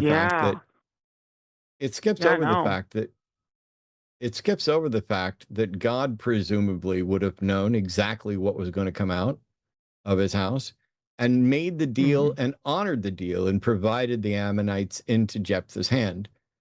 And either God knew that it was going to be his daughter that came out, or God didn't know, which is a whole nother problem for prophecy and all the rest of this stuff. And so Jephthah crossed over to the Ammonites to fight against them, and the Lord gave them into his hand. And he struck them from Aroer to the neighborhood of Meneth, almost Meneth, but Meneth, 20 cities, and as far as Abel-Karaman, with a great blow. So the Ammonites were subdued before the people of Israel. Sorry for all the terrible pronunciations. Then Jephthah came home, came to his home at Mitzpah, and behold, his daughter came out to meet him with tambourines and with dances. She was his only child. Beside her, he had neither son nor daughter. And as soon as he saw her, by the way, Jephthah's wife, I don't think is mentioned here at all. She doesn't matter. Women don't matter in the Bible. When Jephthah saw her, he tore his clothes and said, alas, my daughter, you have brought me very low, and you have become the cause of great trouble for me, for I've opened my mouth to the Lord, and I cannot take back my vow. So right off the bat, she's the one to blame. She came out to meet her dad, thrilled that he had survived from a combat with tambourines and dances, and he immediately blames her for breaking his heart because he made a stupid promise, and God, the all-knowing, all-wise prick, honored that promise. And now we can't go back on our word to God. So after whining and crying about how she has brought him low when he's the fuck up and so is God, God's the fuck up. Yeah. Jephthah is the secondary fuck up. And she said to him, my father, you have opened your mouth to the Lord. Do to me according to what has gone out of your mouth, now that the Lord has avenged you on your enemies, on the Ammonites. So basically, his daughter's like, I get it. I shouldn't, if I'd have known, maybe I wouldn't come out. But, you did promise God that you'd offer me as a burnt offering. Go ahead and do it, which is a fucking cartoonishly bullshit response to all of this. You can tell this is a moral lesson. None of this happened. But the fact that the story is used to teach the lesson is important. And so she said to her father, let this thing be done for me. Leave me alone for 2 months that I might go up and down the mountains and weep for my virginity, I and my companions. My virginity, my youth, I don't care how you interpret it. She's basically saying, yes, you can kill me, but give me a couple months to hang out with my friends so that I can say my goodbyes and get my stuff in orders. And he said, go. And he sent her away for 2 months, and she departed, she and her companions, and they wept for her virginity on the mountains. And at the end of the 2 months, and this is where I'm going to get Justin in a second, she returned to her father, who did with her according to his vow that he had made. She had never known a man, and it became a custom in Israel that the daughters of Israel went year by year to lament the daughter of Jephthah, the Gileadite, 4 days in the year. Now, apologists will say, it doesn't say he killed her. It does say that he did what he said he would do, which is offer her as a burnt offering. Apologists will say, oh, he just meant he turned her over to the church to be, a vassal in the church or in the temple, a servant there, which is, I don't know, potentially worse. If we think about, oh, I'm just going to kill you versus I'm going to now make you a slave to the temple. Your wishes are never concerned, never evaluated. What you wanted didn't matter. The only thing that was matter is I needed to win a battle. I made a deal with the devil, essentially, and you have to suffer for it. She bears the entirety. She bears the sadness and irritation of her father. She bears the entire penalty of this, and the entire nation just uses this as that's the way it is. I think it's one of the most vile, disgusting things I've ever seen. And so the question is, Justin, is it accurate that the the most likely, most correct understanding is that he killed her. Yeah, I mean, that's actually the case. So the story is about breaking vows, and you're absolutely not allowed to do that. In fact, most people don't realize in the Ten Commandments, when it says that you shall not take the Lord's name in vain, that's not a great rendering. In fact, if you look at the Hebrew text, what it really says is you shall not bear or lift up the name of the Lord. And that's why this is referring to swearing false oaths, which is why you're cautioned. If you do this, God will hold you accountable. God will punish you if you swear an oath. And there's about a dozen other warnings in the Bible not to swear a hasty oath because you'll be misusing God's name. And if you look at all of the oaths they ever take, they go before the priest, they sign an oath, they put the name of the witnesses and the name of their God, which will hold them accountable. So the belief in the ancient world, in fact, even in the latter part of the Hebrew Bible, they talk about how when you swear an oath in Persian culture, you're not allowed to break it. It's actually built into the law. All of these people in the ancient Near East understood that the oath was swearing by God that something is true, or you will do something, and if you break that oath, God can do all kinds of stuff to you. And that's what Matt was saying. This is about swearing oaths. And the crazy part is, when the passage starts, before he utters the vow, makes a huge mistake, the Spirit of the Lord came upon him. It says the Spirit of the Lord came upon him, and then with the Spirit of the Lord, he makes the rash vow. Although I would let me point out, if you read the JPS, the Jewish Publication Society, they do translate this properly. And leave it to the actual Hebrew speakers to get it right. It says, "You shall not swear falsely by the name of the eternal your God, for God will not clear one who swears falsely by that name." So that's what it's about. It's not about talking bad about God. It's actually about taking an oath. If you disregard your oath, and if you do a hasty oath, God's going to punish you. I mean, that makes sense. And also, if I may, that literally is like exactly the God of the Bible I was taught about in school. I should say, in growing up. Yeah, an interesting religious background. Anyway, I am really glad to have gotten to ask you this question, Justin, and to have been able to like be okay enough to do it, because my mental health is in shambles and sometimes it just spirals. Because I knew I was going to learn something interesting from you, and this was really cool to learn about oath. So thank you for that. And I think with that, I don't want to take up too much more of y'all's time, because I know y'all said I get one question. We've run over time, all you. But thanks so much for calling.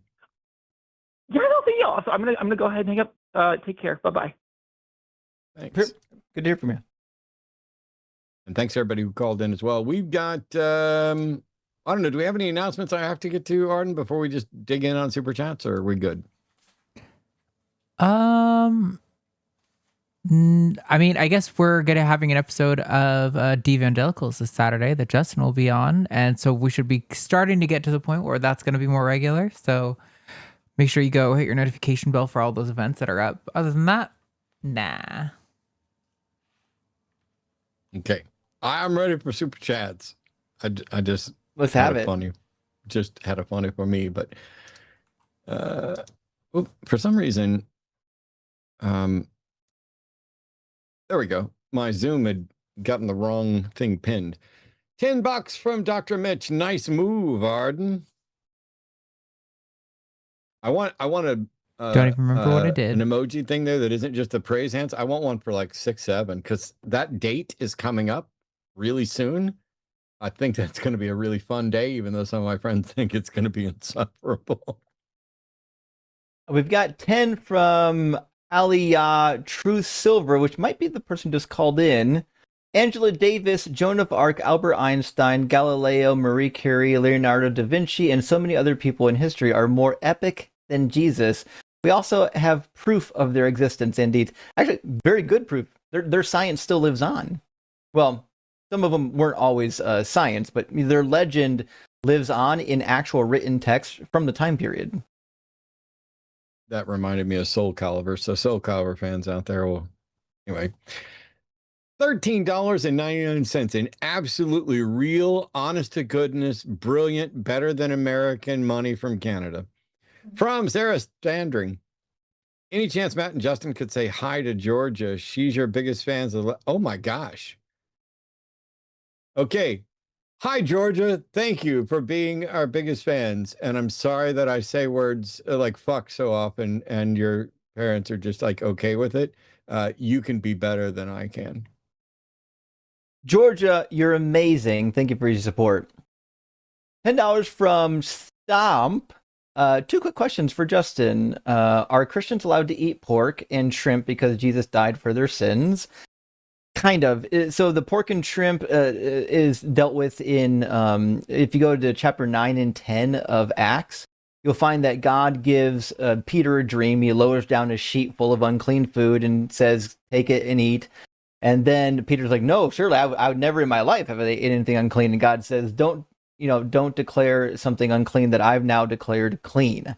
And this is basically when we learn that actually now you don't have to follow the dietary laws.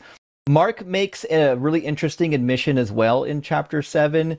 He thinks that Jesus's diatribe about washing hands actually means that you don't have to follow the dietary laws either. But that's separate from the other laws. We don't fully know if all of the laws were included in these dietary laws because Peter didn't learn about any of the other laws. He literally only learned about the dietary laws. Paul was the one who came along and said, no, you don't got to follow none of that. 1 Corinthians 6:9 says, even I'm not subject to the law anymore. He got rid of it. It's been abolished. Ephesians 2:14 and 15 has been completely abolished. So that's where you get it in the Bible. You'll never get it from Jesus. After Jesus died, they said these laws are inconvenient. You got to get them the fuck out of here. The second question also, what are your opinions on the KJV? Is it a good translation? Great show, by the way. It was, I don't know if it was a good translation because it wasn't really a translation. So it was a Bishop's Bible update. And it doesn't deviate much from the Bishop's Bible. In fact, the translation instructions was don't deviate from the Bishop's Bible unless absolutely necessary based on the Hebrew and Greek manuscripts. It also was missing manuscripts. The Gospel of John and Revelation, we had to backward translate the Latin manuscript into Greek because we were missing manuscripts for the first critical edition. So we didn't even have Greek manuscripts for everything. And they added something prior to that particular version in the critical edition, which is 1 John 5:7, the Johannine Common, that didn't exist. That was completely fabricated. Should never have been read that way. So the KJV carries over a lot of these problems, but there's also the time issue. We know more about the culture than they knew back then, which is why, like, the goddess Asherah, everybody knows about Asherah. She's in over 40 Bible passages. You know where you won't find her is in the King James Bible, because George Smith didn't go over to the Near East and discover any tablets yet. They didn't know about Asherah. They didn't know anything about Canaanite pantheons. So unfortunately, even if it was a good translation for 1611, it's not adequate for today. It is beautiful. It's a great, sounding translation, but it's just not a great translation for what we know today.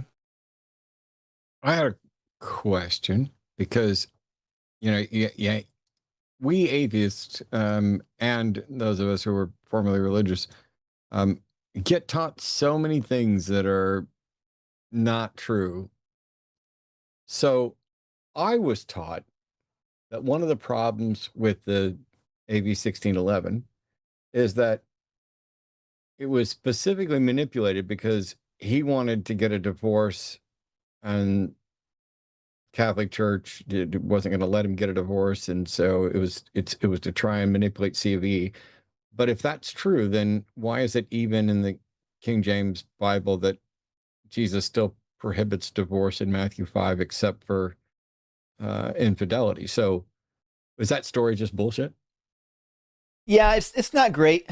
That story actually is better to explain why he wanted to break from the Catholic Church so much, but it's not really related to the translation. So the translation was specifically addressing this bad boy right here. This is the Geneva Bible. There's a 1599. This is the 1560, the first one. And what you'll find is inside the Geneva Bible, there's all kinds of footnotes on the margin. And they're like the first form of maybe what we would call study notes. and a lot of them were really negative towards kings. And so he was like, listen, this Bible is getting really popular. Look at Geneva over here and Calvin. This Bible is everywhere, and it's really negative on kings. So he made it a point to get his own Bible translation in there, and he specifically said no study notes at all, unless it relates specifically to the Greek or Hebrew text. No study notes, because he was getting lambasted by people in society who are like, actually, have you read this Bible verse? And then look at this commentary, this interpretation that says maybe you don't have any real authority here. My brain's doing all kinds of fun stuff. When you said that, I'm like, no disintegrations. But is this you or me? I forgot now. Go ahead. I'll do it. Another $10 in wonderful, absolutely real money that we treasure from Canada. Paraform 42. I don't know how you have any patience for people like Jeremiah. Really well done. Justin is my buffer for patience. That's all I can say. I'm the random access memory for patience. $10 from Aliyah. Hey, this is the second one from Aliyah. I wish I believed Jeremiah was a troll, but I've met and known Christian theists that are this entrenched in their faith, and nothing you say will get through to them. That seems to be the case. I've seen that before. That's one of the reasons why I let it go. Matt, you've talked to people in the past where you've asked, what would it take to convince you that this is not true? And just like every other Christian you met, there's nothing that would convince me. Yeah. The most common, I call it a faux attempt at an honest answer. And I even had this from a debate opponent. I did a debate in Red Deer, love Canada. And when I asked him what it would take, he was like, if they found the body of Jesus. And I'm like, wow, first of all, that assumes all kinds of things. But for that to be the only thing that could change your mind is if they found the body of Jesus. I don't know. You've set up something that can't happen. It's not like we have some DNA or way to verify it or anything else. How would you ever prove that it was Jesus? Just like it's the same thing with the tombs. Oh, it's the empty tomb. How could you ever show that any tomb that is empty belonged to Jesus when you couldn't show that a tomb that was full with a body in it belonged to Jesus? I mean, this is so bizarre. And when you set that, what you're basically saying is, I don't want to say that nothing will change my mind, because that sounds unreasonable. So I'll at least offer something. And this is why, and I get crap on all the time, because people are like, oh, what would convince you that God exists? And the reality is, I have no idea. I find it arrogant for people to say, ooh, I can tell the difference between an advanced technology and a God. I can tell the difference between a God and a really, some sort of powerful something. I can tell the difference between a demon who's fooling me into thinking he's a God. I don't know, but that's not my problem, because if there is a God, then that God should be able to do it. Hasn't done it, and the fact that he hasn't done it means he either doesn't exist or he doesn't want me to know exists. Not my problem. I get really, it's weird. And I know people, I called out, I'm happy to say this again now, but Dawkins and Krauss were sitting at an event. The two of them were talking, and I was there standing outside, and they were asked kind of this question of what would change your mind. And they both gave these glib kind of writing in the sky things.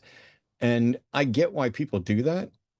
And if there was massive writing in the sky that everybody understood, irrespective of their language, and we all got the same message from it, I would certainly be looking at that going, I have no idea how that trick was pulled off.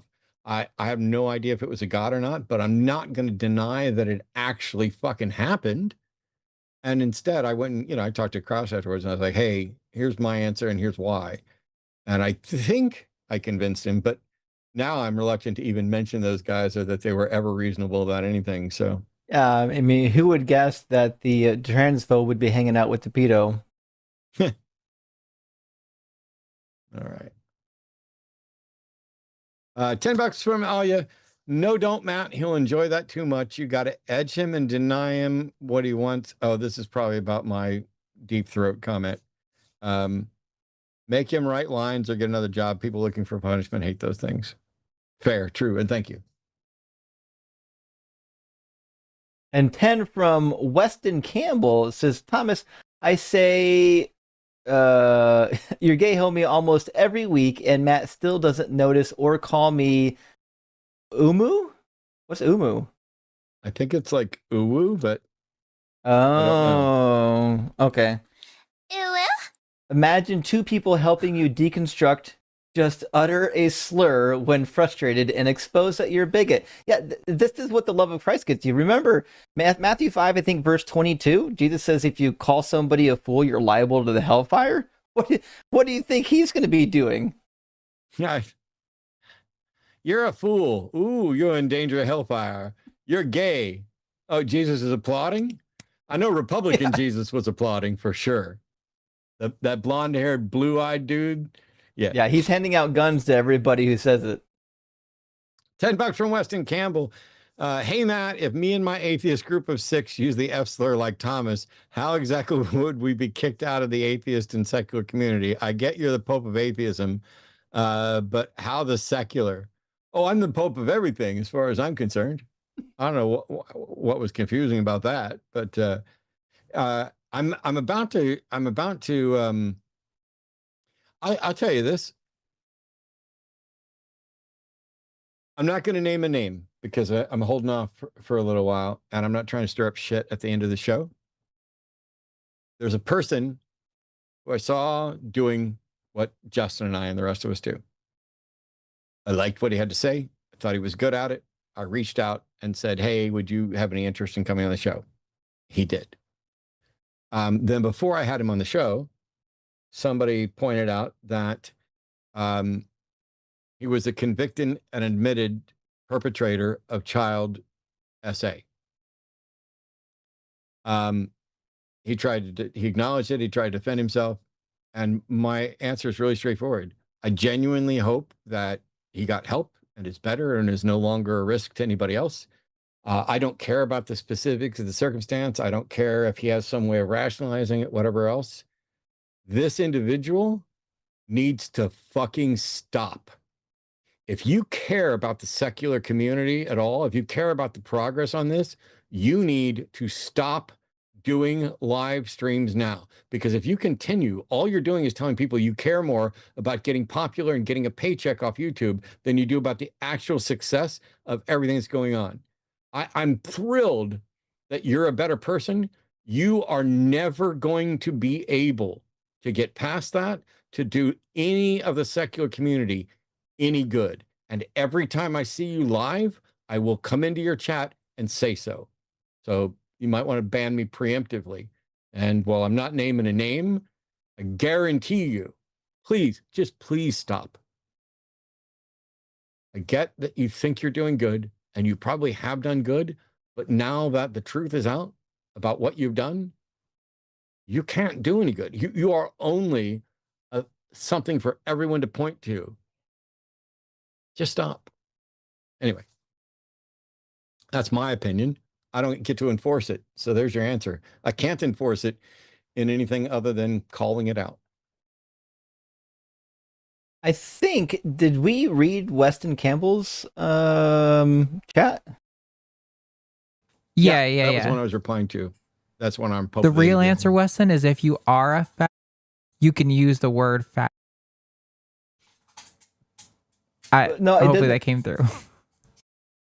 I don't think we read this one. It's 10 from Weston Campbell. It says, hey, Matt, if me and my atheist group of 6 use the F slur like Thomas, how exactly would we be kicked out of the atheist and or secular community? I get you're the... Oh, fuck. Yeah, that's the one. Sorry.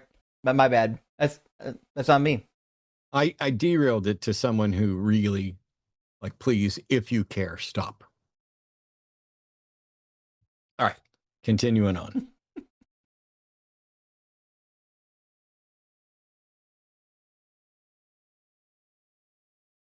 $20 from Alia. Listen, you're crushing it out here. How much money do I need to donate to get y'all to drop this unbelievably ignorant, arrogant, ableist, patronizing piece of crap? Well, we did drop them. maybe not as quick as some may have liked. Sometimes, I don't know if we have to do this all the time. Sometimes it is helpful to let them show their ass publicly. And it helps to make our case a little bit. But thanks for the attempt. I think our dog's probably getting frustrated, but $10 from Green. You should see my room right now. I let her go to a cardboard box so she would calm down, and now there's just pieces of cardboard, tiny little pieces all over my office. It's horrible.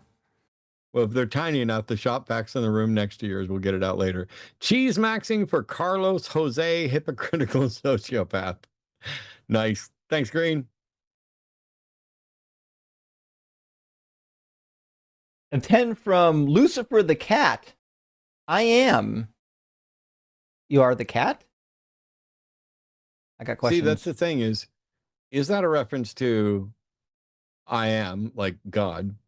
Or is that a reference to like Neil Diamond, where it's like, I am, I said, I am, I cried. $10 from Joshua Everett. Is simulation theory guy going to be the best call of the night by default? Let's find out. No. I had hopes, but couldn't get there. And 10 from Weston Campbell again. Thank you, Weston. The last Wednesday show with the good doctor put me in such a good mood. I'll ride that high like I did last year until the existential dread consumes me in the following weeks. Amazing work. You don't have to let that happen, Fred. Please, you can see a professional like my friend Dr. Joe. She works with people who are dealing with this in the deconstruction community. She's amazing, and she works for the Secular Therapy Project. Reach out. It's worth pointing out that what we're doing is knocking Phil Bros down a peg, letting people have a chance to engage where they may not have had a chance before. This is step one, step two in any potential process. And it's why we support things like Recovering from Religion, because people need a landing place once they start finding their way out.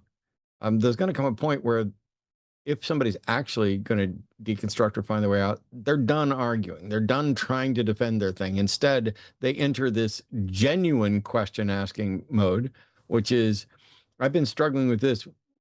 How did you guys deal with this in your process? How did you deal with the risk of, can I even let this go? And you get to talk about things about, doxastic volunteerism, belief's not a choice. I don't know why I went the long way around for that one. Belief's not a choice. You're either convinced or you're not. Do you think you can fool God by pretending to be convinced? I would say that a good chunk of them, by the time they're asking these questions, they're already atheists. They're just not necessarily feeling the permission to use the word. And I pointed out, I was a huge fan of James Randi. One of the greatest honors of my life was when he quoted me, and another one was when we got to do a show together. I was also fans of Penn and Teller, and they were the ones, Penn and Teller in particular, were the ones that essentially gave me permission to actually openly use the word atheist. And I don't mean they came up and said, Matt, we bless you, you can say. I mean, they just were like matter of fact.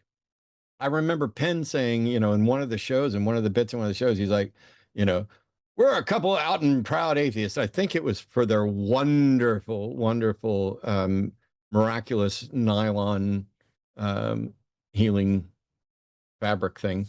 But anyway, he just said it. And I was like, wait, you could just say it? I mean, literally, that's kind of where my head was. I was still struggling with things and finding my way out. I didn't have a moment of, it was like, yeah, I can just say it. I didn't even know. And sometimes it's all it needs. Sometimes it's, I see you, you're fine. Look, God's not real. I don't have any reason to believe God's not real. I don't think God can even give me a hangnail. Just talking about that and showing.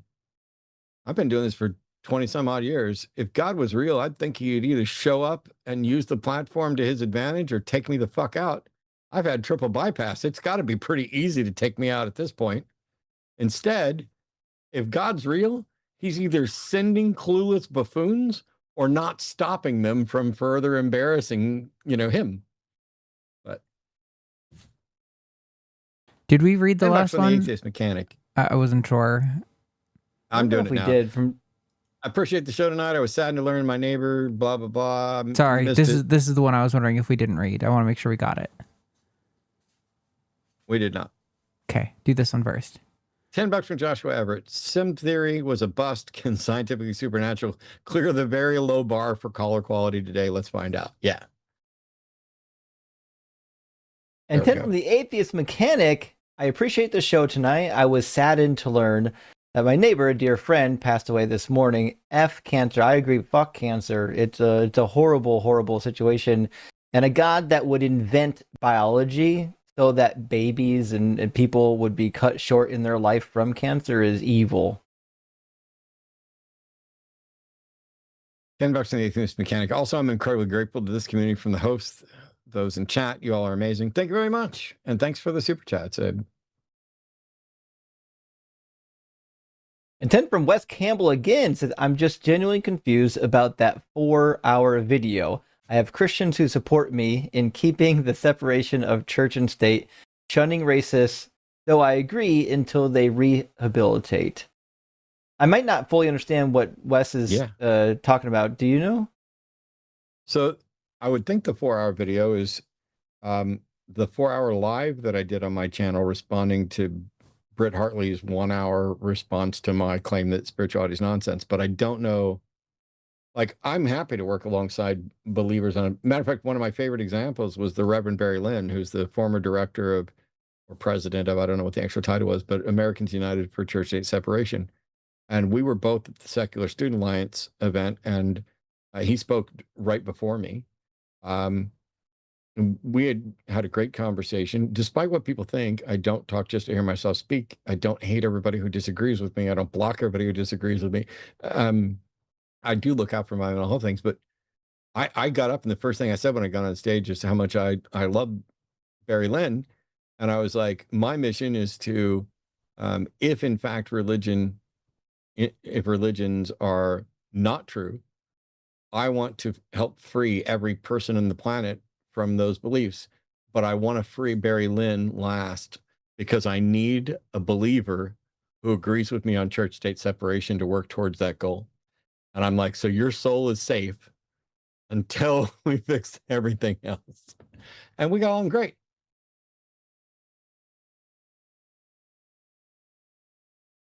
A 10 from Dust Frame. I think this might be yours. I'll grab it. Dust Frame. Great to see you, friend. Says, did you hear about the guy who prayed to God to move his furniture? He got divine renovation. There we go. All right. You earned that one. There's a joke that I stole before for my magic show before I stopped stealing jokes from a magic show. It's just, I mean, it's a tired old one. It's like, you know, you're doing mentalism magic and everything else. And it's like, if you're here and you're telekinetic, raise my hand. $10 from Spaghetti. Any chance, this is for you, Justin, because it's definitely not for me. Any chance you go for the PhD just to add your credentials as you grow your content? Great show, guys. Thank you. Yeah, actually, in fact, I already know which school I'm applying to, and will hopefully most likely get into the program. It'll be for Syriology, which is basically the study of the ancient Near East and their language and culture. I have an opportunity to go to one of the other schools, but I think location-wise, I'll be better. But I don't want to tell anyone any specific information in case it doesn't work out. But yeah, I'm hoping to relatively soon. Justin wants to be a serious Syriologist. $10 from Empress Lizard. So Tuberville won the Republican nomination for governor of Alabama. He promptly came after socialists, communists, same thing to him, and atheists. I feel personally attacked. He's up against Doug Jones. Yeah, I mean, listen, we're reverting back, like the Republican Party is reverting back to the old talking points of it. Now that they're not doing the abortion thing, they have to find a way to vilify like the left, and it's going to be socialism, and you don't believe in God. And you can't be moral if you don't believe in God. And so I expect more of that to come out.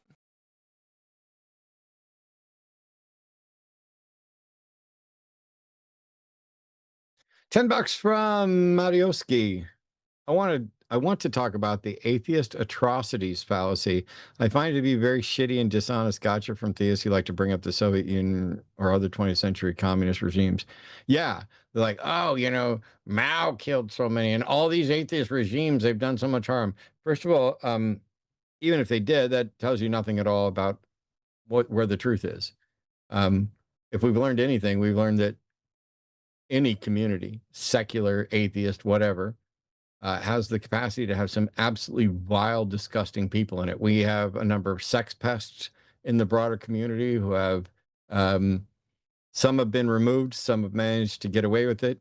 Yeah, but the argument is really strange because those weren't atheist regimes. They were regimes that were run like religions and cults, with the state as the god, the state as the authority, and whoever was running the state as the authority. It was a very much hierarchical, top-down, guiding structure that was far closer to religion than irreligion.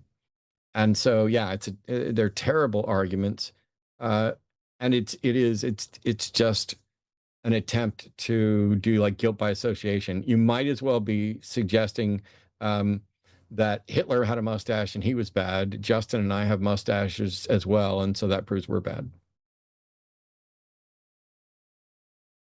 That's it. That is all. Dude, thanks so much. I had so much fun tonight. It was a blast. I'm looking forward to the fact that you're going to take over and host the show while I'm helping Arden recover. Huge thank you to everybody who tuned in tonight, and to Arden for keeping the dog under control. Justin, what do you got going on?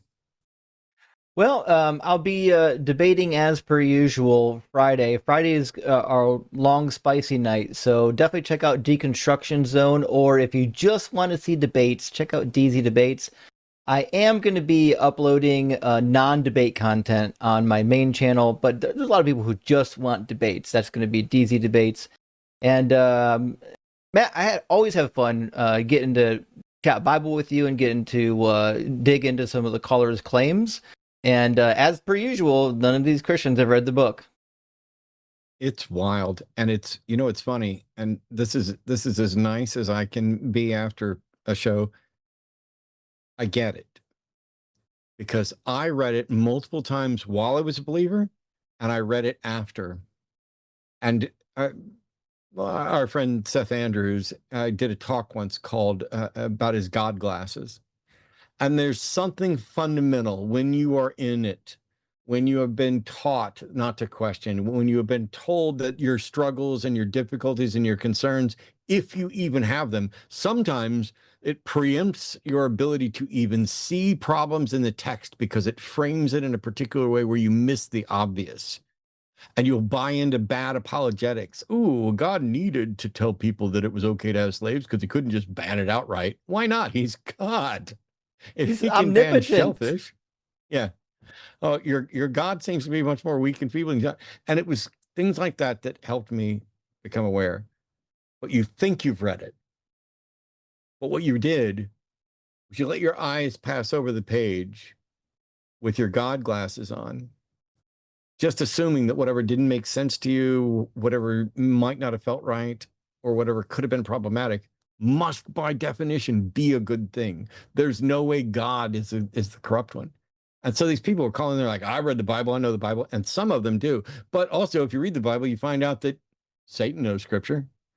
And if Satan knows and can quote Scripture, and so can the callers, I need a way to tell the difference between Satan and the caller. And right now, they're not really standing out the way they might think they are. But thanks, everybody, for watching. Thanks for supporting the Line Network and helping out Recovering from Religion. I'm so proud of the people who participated, everybody who just showed up, even if they didn't donate, but also the people who donated dollar bills, stuff that folds all the way up to big stuff. You don't need stacks and stacks and stacks of money at your disposal. This is not real, by the way. It's prop money, but I didn't want anybody to think I don't want to get robbed. Anyway, take care, be good, be better, make the world better, and hang in there.